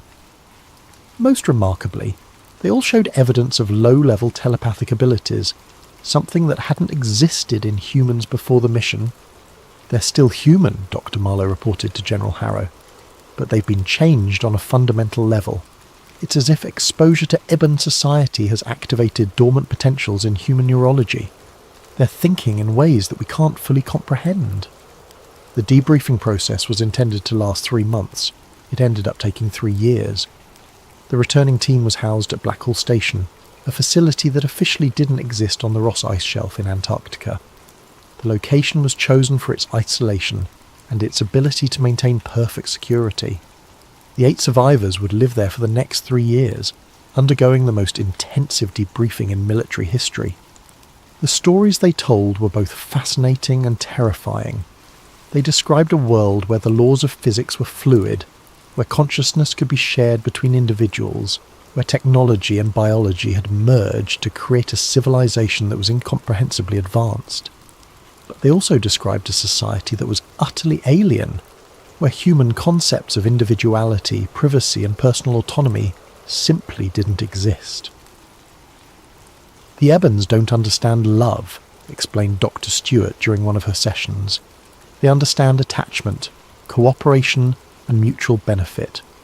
But the idea that 2 beings could form an exclusive emotional bond that transcends rational analysis is completely foreign to them. They studied our human relationships the way we might study the mating rituals of insects. The most disturbing revelations came from the coded messages that the 2 missing team members had left behind. Hidden in the crystalline data storage devices that the Ebons had given them were personal logs that painted a picture of a mission that had gone far beyond its original parameters. Lieutenant Huang hadn't disappeared accidentally. She had been selected by the Ebons for what they called biological integration, a process that would allow her to survive permanently on Serpo by merging her consciousness with their collective intelligence. The process was described in clinical terms, but the implications were horrifying. Sergeant Morrison's death hadn't been from radiation exposure. He had been deliberately infected with a biological agent that would allow the Ebons to study human immune responses. His death was a necessary part of their research into human biological vulnerabilities. "We weren't guests," Rourke wrote in his classified debrief report. "We were lab rats. Highly valued, well-treated lab rats, but lab rats nonetheless. The Ebons were studying us to understand how humans might be modified to survive in their environment. The exchange program was the first step in what they see as the inevitable integration of our species." The psychological impact of these revelations was devastating. Of the 8 survivors, 3 suffered complete psychological breakdowns within the first year of their return. They were hospitalized at a classified facility where they received round-the-clock care from psychiatrists who had been cleared for the highest levels of government secrecy. Captain Sarah Chen, the xenobiologist who had marvelled at Serpo's beauty during the landing, was found in her quarters at Blackhall Station with her wrists slit. Her suicide note was brief. "I can't live in a world where the sky only has one sun. I can't live knowing that we were never meant to come back unchanged. I can't live with what I've become." The remaining 5 survivors completed their debrief in 1978, but they were never allowed to fully return to society. They were given new identities, comfortable lives, and stipends that ensured they would never need to work again. But they were also monitored constantly, their every movement tracked, their communications intercepted, their contacts limited to other members of the program. The official files on the Serpo mission were buried under Project Morning Veil, a classification level so secret that fewer than 20 people in the government knew it existed. The mission became a ghost story, a legend whispered in the corridors of the Pentagon and the underground facilities of the defense establishment. "We made first contact," General Harrow wrote in his final report on the project, "and then we buried it in concrete." The technology that the Ebens had shared was quietly integrated into human development programs. Advances in materials, science, energy generation, and communication systems over the following decades could be traced back to principles learned on Serpo. But the source of these innovations was hidden behind layers of classification and misdirection. The 5 survivors lived quiet lives, scattered across the country, each monitored by handlers who posed as friends or neighbours. They aged slowly, their modified biology extending their lifespans far beyond normal human parameters. They rarely spoke to each other, the shared trauma of their experience creating a bond that was too painful to acknowledge. But they remembered. They remembered the orange skies and the twin suns, the singing crystals and the collective consciousness of the Ebens. They remembered being part of something larger than themselves, and they remembered the price of that knowledge. And one of them, Major Elias Rourke, began to plan a way to tell the world what had really happened. 2005, undisclosed location. The email arrived on a Tuesday morning in November, sent from an untraceable account to a mailing list of UFO researchers and conspiracy theorists. The subject line was simple: Project Serpo, the truth about Earth's first interstellar mission. The sender identified himself only as anonymous request. Victor Martinez, a former government employee who had become a prominent figure in the UFO research community, was the first to recognize the significance of what he was reading. The email contained detailed technical specifications, biological data, and personal accounts that were far too complex and internally consistent to be fabricated. "This is either the most elaborate hoax in history," Martinez said during a late-night phone call to his research partner, "or we're looking at the biggest leak of classified information since the Pentagon Papers." The first email was followed by dozens more, each containing additional details about the Serpo mission. Maps of the alien world's geography, atmospheric composition data, descriptions of Eben technology, and personal logs from the mission members. The level of detail was staggering, covering everything from the biochemistry of alien food sources to the mathematical principles underlying faster-than-light travel. But it was the personal accounts that gave the documents their authenticity. The fear, wonder, and gradual psychological transformation of the mission members came through in every report. These weren't the sanitized accounts of a government cover-up. These were the raw, unfiltered experiences of humans who had lived through something unprecedented. Day 847. Lieutenant Torres reports increasing difficulty with temporal perception. She says the days feel like they're stretching, as if time itself is elastic here. Dr. Webb confirms similar symptoms in 3 other team members. We're changing, but we don't know what we're changing into. The emails painted a picture of a mission that had succeeded beyond all expectations and failed in ways that the planners had never anticipated. The humans had survived on an alien world, learned about a civilization that spanned multiple star systems, and returned with knowledge that could revolutionize human understanding of the universe. But they had also been changed in ways that made them question their own humanity. Rourke, writing under his anonymous alias, included details that only someone who had actually lived through the experience could know. The way the twin suns created complex shadow patterns that shifted throughout the day. The taste of Eben food, which was nutritious but had a metallic aftertaste that never quite went away. The sound of wind through the crystalline structures of the alien city, which created harmonies that were almost musical. "The Ebens don't dream," he wrote in one email. "They share experiences while they rest, but they don't create the random neural narratives that humans call dreams. They were fascinated by our dreams, collected them somehow, studied them like we might study a new species of insect. They said our dreams were proof that humans were still evolving, still becoming something new." The emails also contained warnings. The Ebens hadn't abandoned their interest in humanity. They were still monitoring Earth, still studying human development, still planning for what they called the next phase of integration. The government's response was swift and predictable. Official denials were issued through multiple channels. the Defense Intelligence Agency released a statement calling the emails an elaborate work of science fiction designed to mislead the public. Richard Doty, a real Air Force Office of Special Investigations agent who had been involved in UFO disinformation campaigns, publicly confirmed that such a mission had taken place but claimed the details were exaggerated. But the cat was out of the bag. The Serpo emails spread across the internet like wildfire, translated into dozens of languages, analysed by researchers around the world. The level of technical detail made it impossible to dismiss as simple fiction, while the emotional authenticity of the personal accounts resonated with anyone who had ever wondered about humanity's place in the cosmos. Martinez found himself at the centre of a media storm that he hadn't anticipated. Television interviews, documentary crews, book offers, and constant harassment from both believers and skeptics. But through it all, he never heard from Anonymous' request again. The emails stopped as suddenly as they had started, leaving behind a mystery that would fuel conspiracy theories for decades. Present day, Arecibo Observatory, Puerto Rico, Dr. Elena Vasquez, the granddaughter of Dr. Inez Marlowe, had inherited more than just her grandmother's scientific curiosity. She had also inherited access to certain classified archives that officially didn't exist. As an astroarchaeologist specialising in the search for extraterrestrial intelligence, she was perfectly positioned to recognise patterns that others might miss. The signal arrived on a frequency that was theoretically impossible for natural phenomena to generate. It lasted exactly 4.7 seconds and contained mathematical sequences that matched patterns described in the Serpo emails. More significantly, it contained something that made Elena's blood run cold. Coordinates.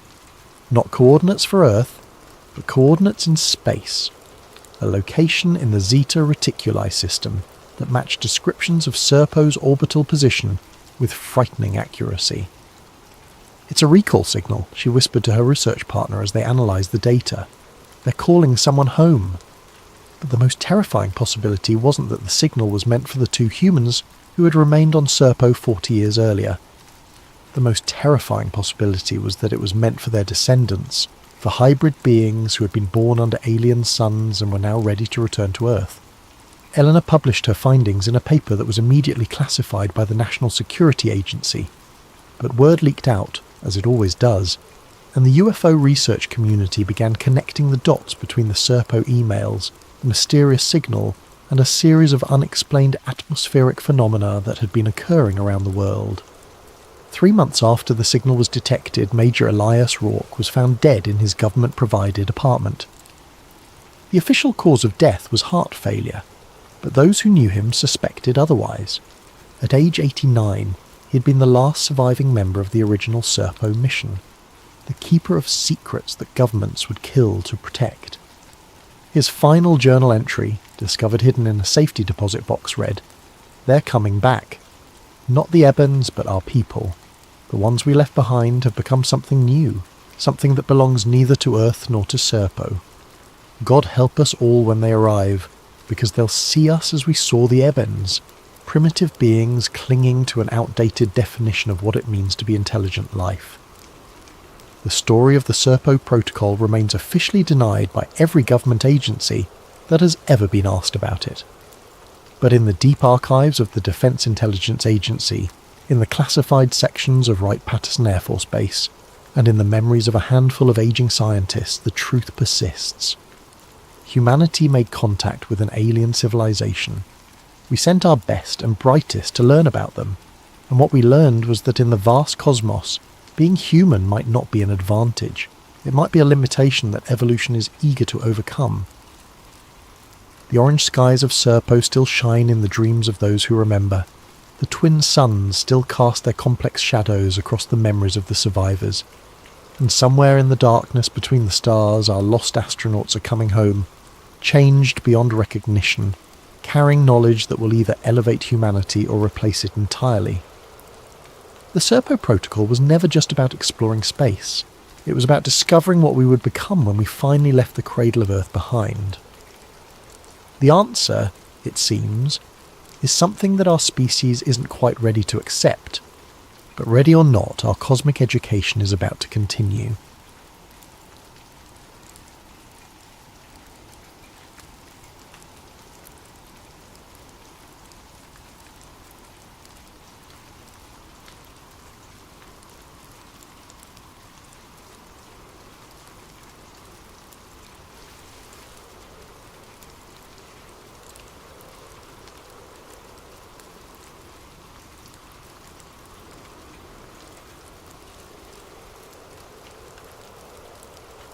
The email arrived on a Tuesday morning in March 2027, buried between spam messages and LinkedIn notifications.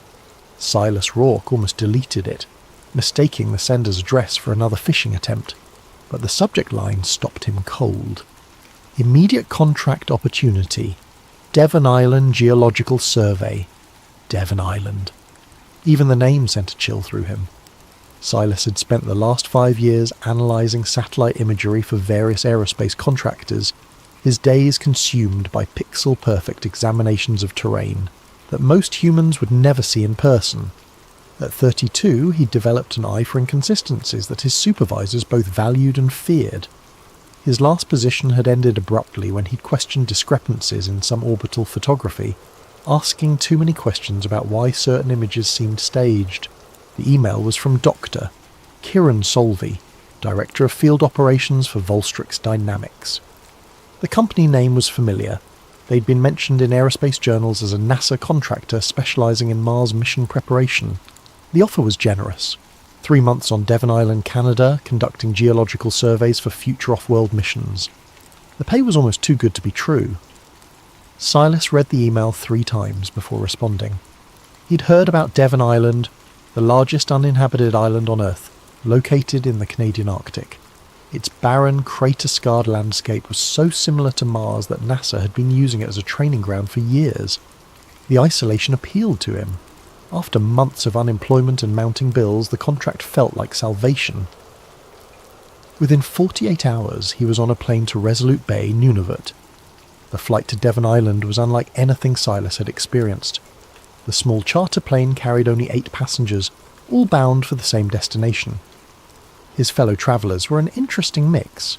A field biologist named Talia Miro, with kind eyes and nervous energy. A stoic mission director who introduced himself simply as Dr. Solvey, and several technical specialists who spoke in hushed tones about equipment protocols and communication blackouts. As the plane descended toward Devon Island, Silas pressed his face to the small window. The landscape below was alien.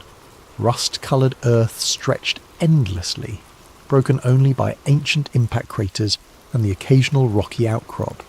It looked exactly like the Mars surface images he'd studied countless times in his career. The resemblance was uncanny, almost too perfect. The landing strip was nothing more than a graded dirt runway, but the infrastructure surrounding it was surprisingly sophisticated. Silas counted at least a dozen black shipping containers arranged in precise geometric patterns, connected by cables and surrounded by communication arrays that seemed far too advanced for a simple geological survey. Drones circled overhead in predetermined patterns, their cameras tracking the new arrivals. "Welcome to Mars," Dr. Solvey said with a thin smile as they disembarked. "You're home for the next 3 months." The comment struck Silas as odd. Most people would have said, "Welcome to Devon Island," or "Welcome to the Arctic." But Dr. Solvey had said Mars, as if the location's resemblance to the red planet was its primary identity. During the initial briefing, held in a heated container that served as the mission's command centre, Silas learned that their official purpose was to evaluate geological formations and test equipment for future Mars missions. The work seemed straightforward enough. Take samples, analyse terrain, and document everything for NASA's archives. But there were unusual restrictions that set his analytical mind on edge. No personal phones were allowed.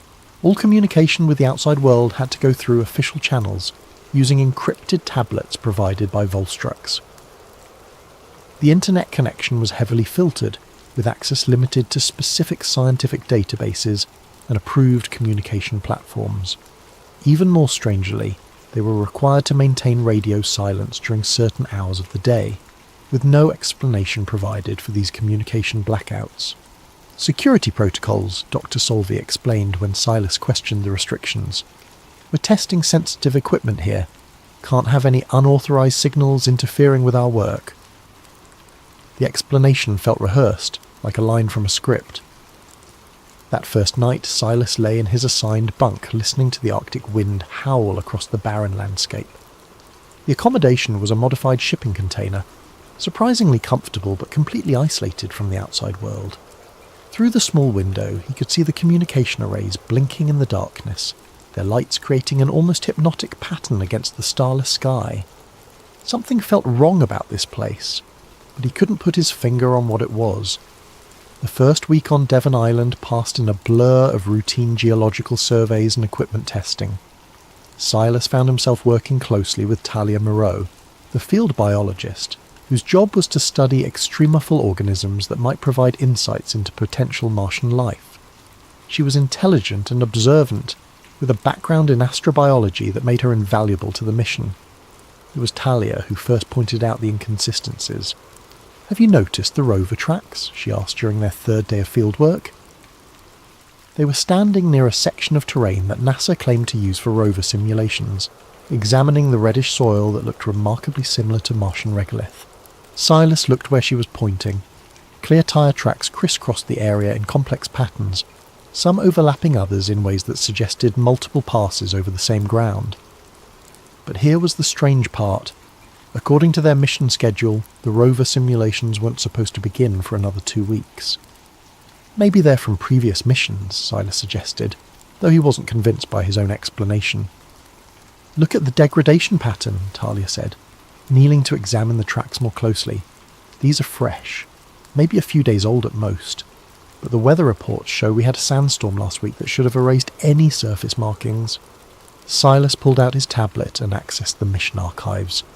The official record showed no rover activity on Devon Island for the past 6 months. According to Volstrax's documentation, this was the first operational mission of the year. "That's impossible," he muttered, comparing the physical evidence with the digital records. "Either the records are wrong, or someone's been running rover simulations without documenting them," Talia finished. They spent the next hour photographing the tracks and taking detailed measurements. The tyre patterns were consistent with NASA's current Mars rover design, but the paths seemed almost too perfect, following routes that would provide ideal camera angles and dramatic geological backdrops. It was as if someone had choreographed the rover's movement for maximum visual impact. That evening, Silas decided to do some digging. Using his encrypted tablet, he accessed Volstrax's internal network and began searching for any reference to previous Devon Island missions.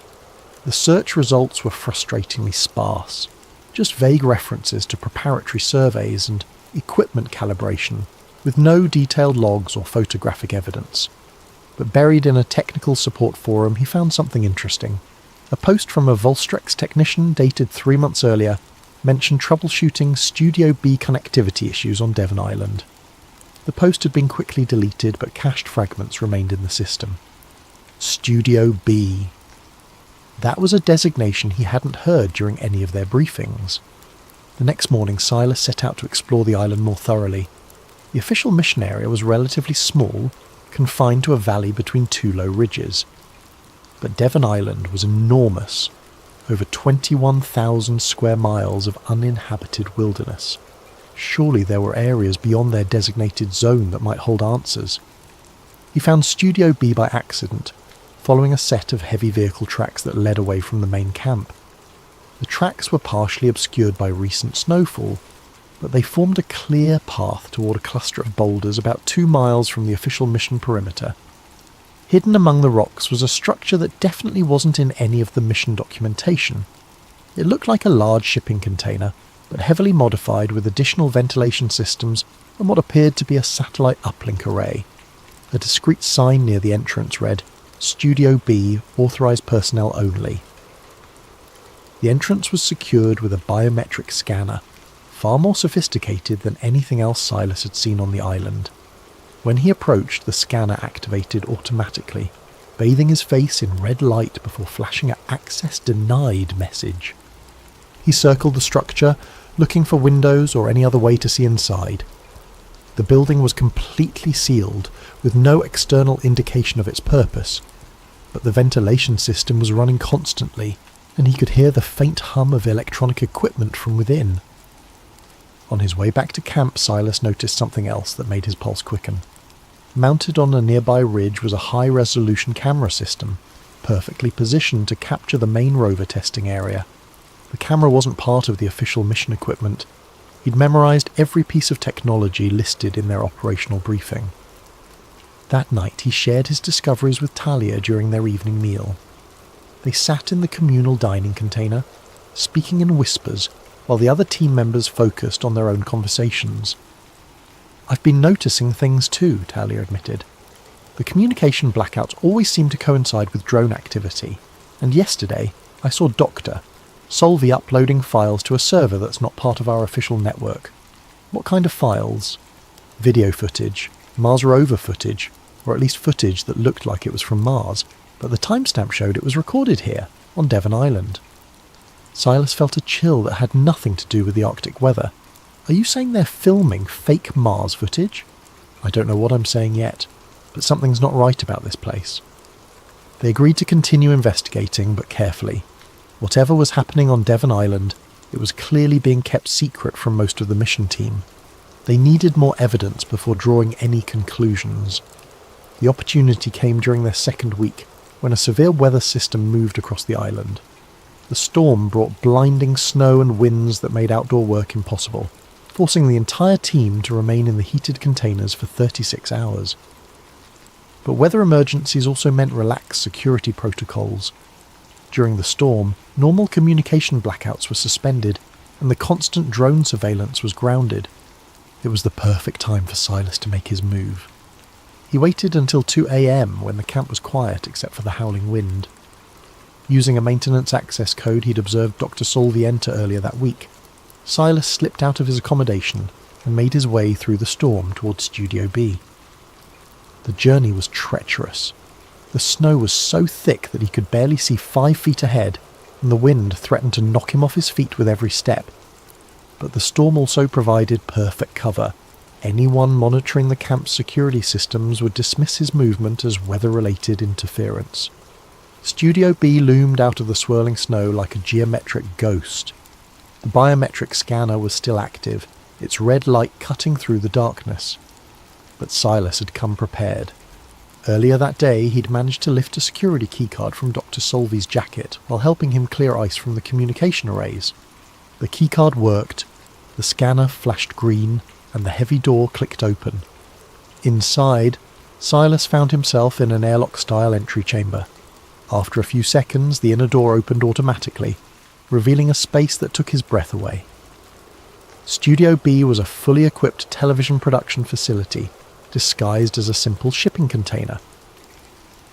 The main area housed a massive green screen dome, at least 40 feet in diameter, surrounded by professional lighting equipment and camera systems. Computer workstations lined the walls, their screens displaying what appeared to be Mars terrain data and rover telemetry. But the most shocking discovery was in the centre of the dome, a perfect replica of a Mars rover, complete with camera systems and scientific instruments. The rover was positioned on a section of artificial Martian terrain, with the green screen providing a 360-degree backdrop for filming.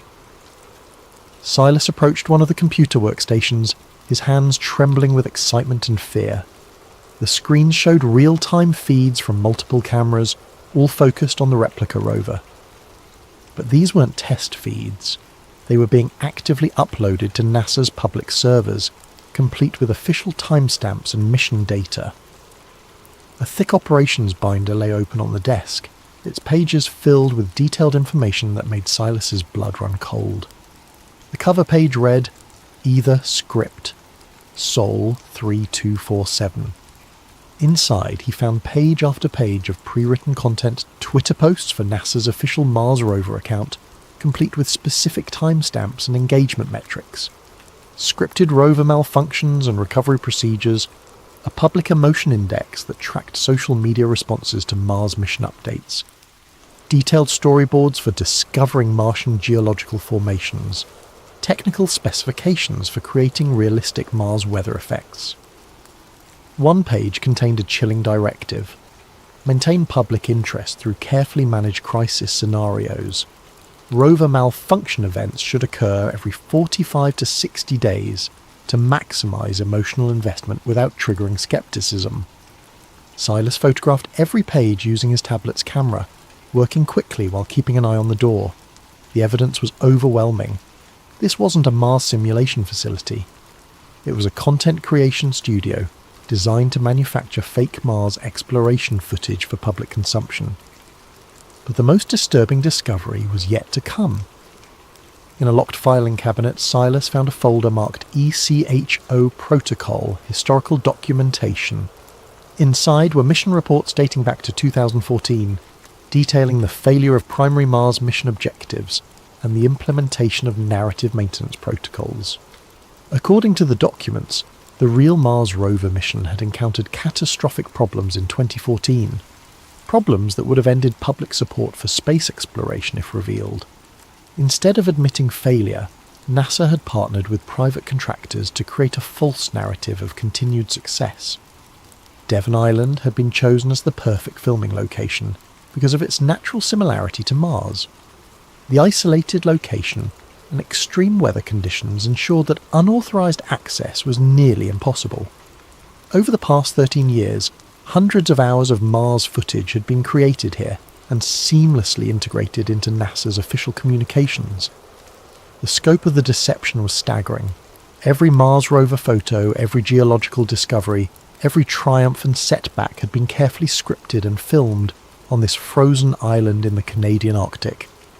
Silas spent over an hour documenting everything, copying files to a hidden partition on his tablet. The evidence was overwhelming, but he needed to be strategic about how to use it. Going public immediately would be dangerous. The people running this operation had too much invested to let it be exposed easily. As he prepared to leave, Silas noticed something else that made his heart race. A communication log on one of the workstations showed recent messages between Devon Island and multiple government agencies. The message headers contained phrases like containment protocols and asset retrieval procedures. They weren't just creating fake Mars footage. They were prepared to deal with anyone who discovered the truth. Silas made it back to his accommodation without being detected, but sleep was impossible. His mind raced with the implications of what he'd discovered. The Mars mission that had inspired millions of people around the world was a lie. Worse, it was a lie backed by enormous resources and sophisticated security measures.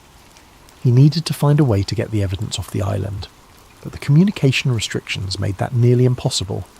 All internet access was monitored, and file transfers were automatically scanned for unauthorized content.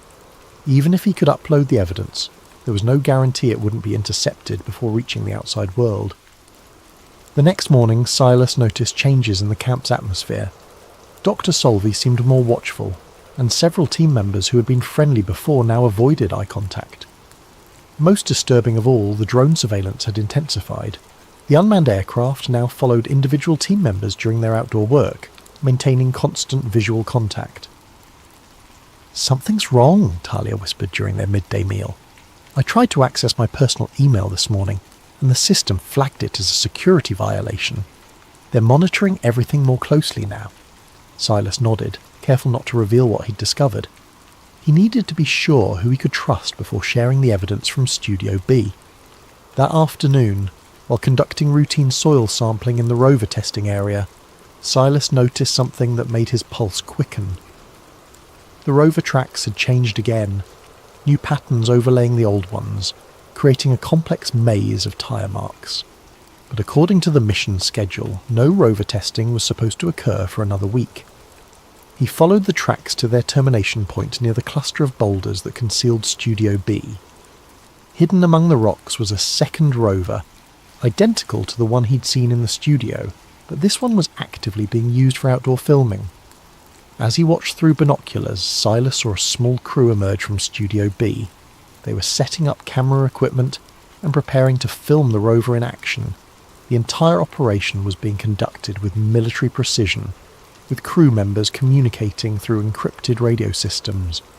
But the most chilling realization was that this wasn't a simulation or training exercise. The crew was actively creating new Mars footage that would be released to the public within days. The deception was ongoing, happening in real time. That evening, Silas made a decision that would change everything. He needed to contact the outside world, regardless of the risk. Using his tablet, he accessed a hidden partition where he'd installed an encrypted communication app during his first week on the island. The app connected to satellite networks that bypassed Volstrax's monitoring systems, but using it was extremely dangerous. If detected, it would immediately reveal that he'd been conducting unauthorized activities. Silas crafted a careful message to a journalist friend in Toronto, someone he trusted to handle sensitive information responsibly. He attached selected photos from Studio B and a brief explanation of what he'd discovered. "The Mars mission is fake," he wrote. "They're filming everything on Devon Island and passing it off as genuine exploration footage. I have evidence, but I'm not safe here. If something happens to me, publish everything." He sent the message at 3 a.m. when network monitoring was typically at its lowest level. The upload took nearly 20 minutes, and every second felt like an eternity. The next morning, Silas woke to find Talia missing from the morning briefing. Dr. Solvey explained that she'd been transferred to another project due to family circumstances, but her personal belongings were still in her accommodation, and there was no record of any flight departures from the island. "Where did she go?" Silas asked, trying to keep his voice casual. "That's classified information, Doctor," Solvey replied. "I'm sure you understand the need for operational security." But Silas understood something else entirely. Talia had been asking too many questions, and now she was gone. The same thing could happen to him at any moment. That afternoon, while conducting routine geological surveys, Silas discovered something that confirmed his worst fears. Hidden in a rock crevice near the rover testing area was a small electronic device, a signal booster for encrypted communications. The device was still warm, indicating recent use. But more importantly, it was tuned to a frequency that he recognized from his signal intelligence training in the military. It was the frequency used by Echo Protocol. Echo Protocol was a military-grade communication system designed for deep cover operations. The name had appeared in the Studio B documentation, but Silas had assumed it was just another code name for the Mars Deception Project. Now he realized the truth was far more sinister. Echo Protocol wasn't just about fake Mars footage. It was a comprehensive disinformation system designed to control public perception of space exploration, and Devon Island was just one node in a much larger network. That night, Silas intercepted a message on the Echo Protocol frequency. The transmission was heavily encrypted, but he managed to decode fragments using military software he'd installed on his tablet. The message was chilling. "Subject has accessed restricted areas. Recommend immediate containment. Retrieval team dispatched. Maintain operational security until asset extraction complete." They knew he'd been in Studio B, they knew he'd discovered the truth, and they were coming for him. Silas had less than 12 hours before the retrieval team arrived. The encrypted message had included timeline. ETA 0600 hours, weather permitting. It was already past midnight, and the Arctic dawn would bring his captors. He considered his options carefully. The camp was isolated with no means of independent transportation. The nearest settlement was over 100 miles away, across some of the harshest terrain on Earth. Even if he could somehow survive the journey, he would likely be tracked and captured before reaching safety. His only hope was the abandoned weather station that Talia had mentioned during their first week. She'd discovered it during a biological survey, about 15 miles northwest of the main camp. The station had been defunct for years, but it might still have functional communication equipment. Silas spent the remaining hours before dawn preparing for his escape.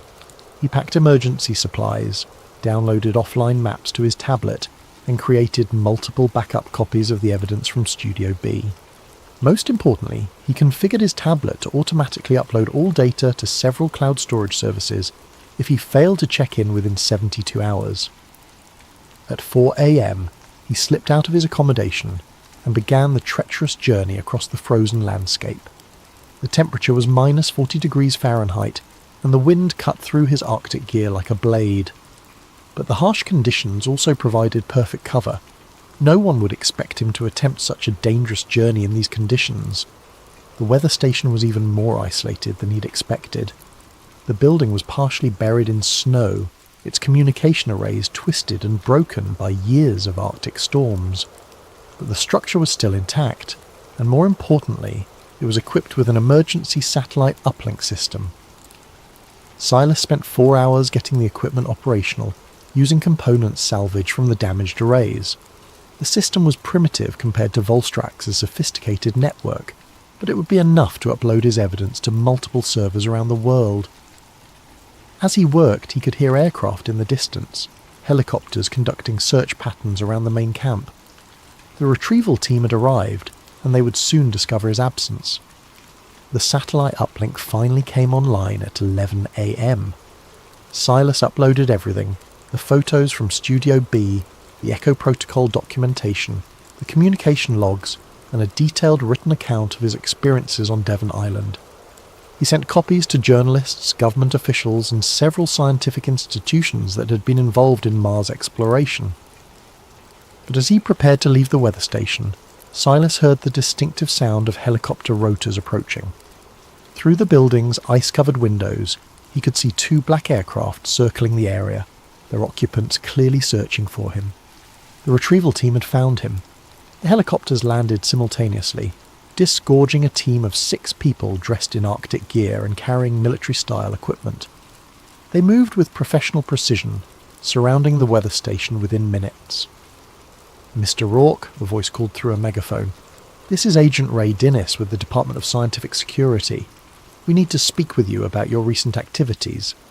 Silas had never heard of the Department of Scientific Security, but the title sounded official enough to be believable. He remained silent, hoping they would assume the station was empty. "We know you're inside," Agent Dinnis continued. "We're here to help you understand the situation. There's been a misunderstanding about your assignment on Devon Island." The approach was sophisticated, not threatening, but offering a reasonable explanation for everything he'd witnessed. It was the kind of psychological manipulation that suggested extensive training in handling whistleblowers. "Mr. Rourke, we know you've accessed classified materials. We're not here to harm you. We're here to provide context for what you've seen and help you understand the larger picture." Silas made his decision. Using the weather station's emergency exit, he slipped out of the building and began moving toward a cluster of boulders that might provide cover. The landscape was completely exposed, but the rocks were his only hope of avoiding immediate capture. He made it 50 yards before the tranquilizer dart hit him. The drug worked quickly, flooding his system with a warm numbness that made his limbs heavy and his vision blurry. As consciousness faded, he heard Agent Dinnis speaking into a radio. "Asset secured. Initiate memory protocol. Clean sweep authorization granted." The last thing Silas remembered was being lifted onto a stretcher and loaded into one of the helicopters. As the aircraft lifted off, he caught a glimpse of the weather station below. A team of technicians was already dismantling the communication equipment, erasing any evidence of his desperate attempt to contact the outside world. 6 months later, Dr. Sarah Chen, an investigative journalist in Toronto, received an anonymous email containing several gigabytes of encrypted data. The files detailed an elaborate conspiracy involving fake Mars exploration footage, military-grade psychological operations, and the systematic elimination of whistleblowers. The evidence was compelling, but when Dr. Chen attempted to verify the story, she encountered a series of dead ends. Volstrix Dynamics had no record of anyone named Silas Rourke. Devon Island research stations denied any knowledge of suspicious activities. Most disturbing of all, there was no evidence that Silas Rourke had ever existed.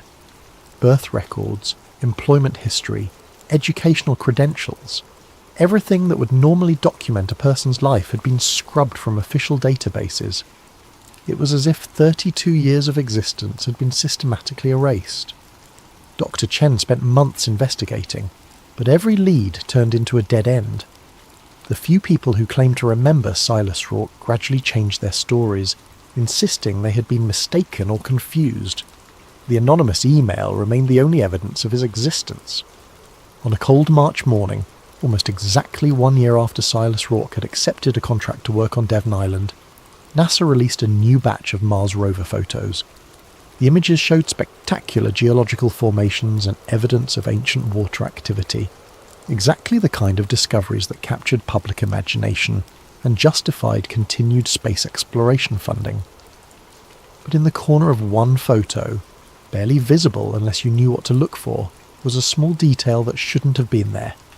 A weathered signpost, partially obscured by artificial Martian terrain, with text that read, Ward Glacier, Nunavut. Ward Glacier was located on Devon Island, in the Canadian Arctic territory of Nunavut. The photo was viewed by millions of people around the world, but only a handful noticed the geographic impossibility. Those who did were quickly dismissed as conspiracy theorists, their observations lost in the noise of social media and dismissed by official fact-checkers. The Mars exploration program continued, releasing regular updates about humanity's greatest space adventure. The public remained fascinated by the Red Planet, unaware that their dreams of interplanetary exploration were being manufactured in a frozen studio thousands of miles from the nearest rocket launch pad. And somewhere in the vast bureaucracy of classified government programs, a file marked Echo Protocol, Silas Rourke, was sealed and archived, containing the complete psychological profile of a man who had never existed. Dr. Chen kept the encrypted files, but she never published the story. The evidence was too extraordinary to believe, and the implications too dangerous to pursue. Sometimes, late at night, she would examine the Mars rover photos, looking for other signs of terrestrial geography hidden in the alien landscape. She never found any, but she never stopped looking. The red planet remained red, the public remained fascinated, and the truth remained buried in the Arctic ice of Devon Island, the place where Mars came to Earth, and where inconvenient questions disappeared forever. Mars, as it turned out, was indeed farther away than anyone had imagined, but not in the way they had been told.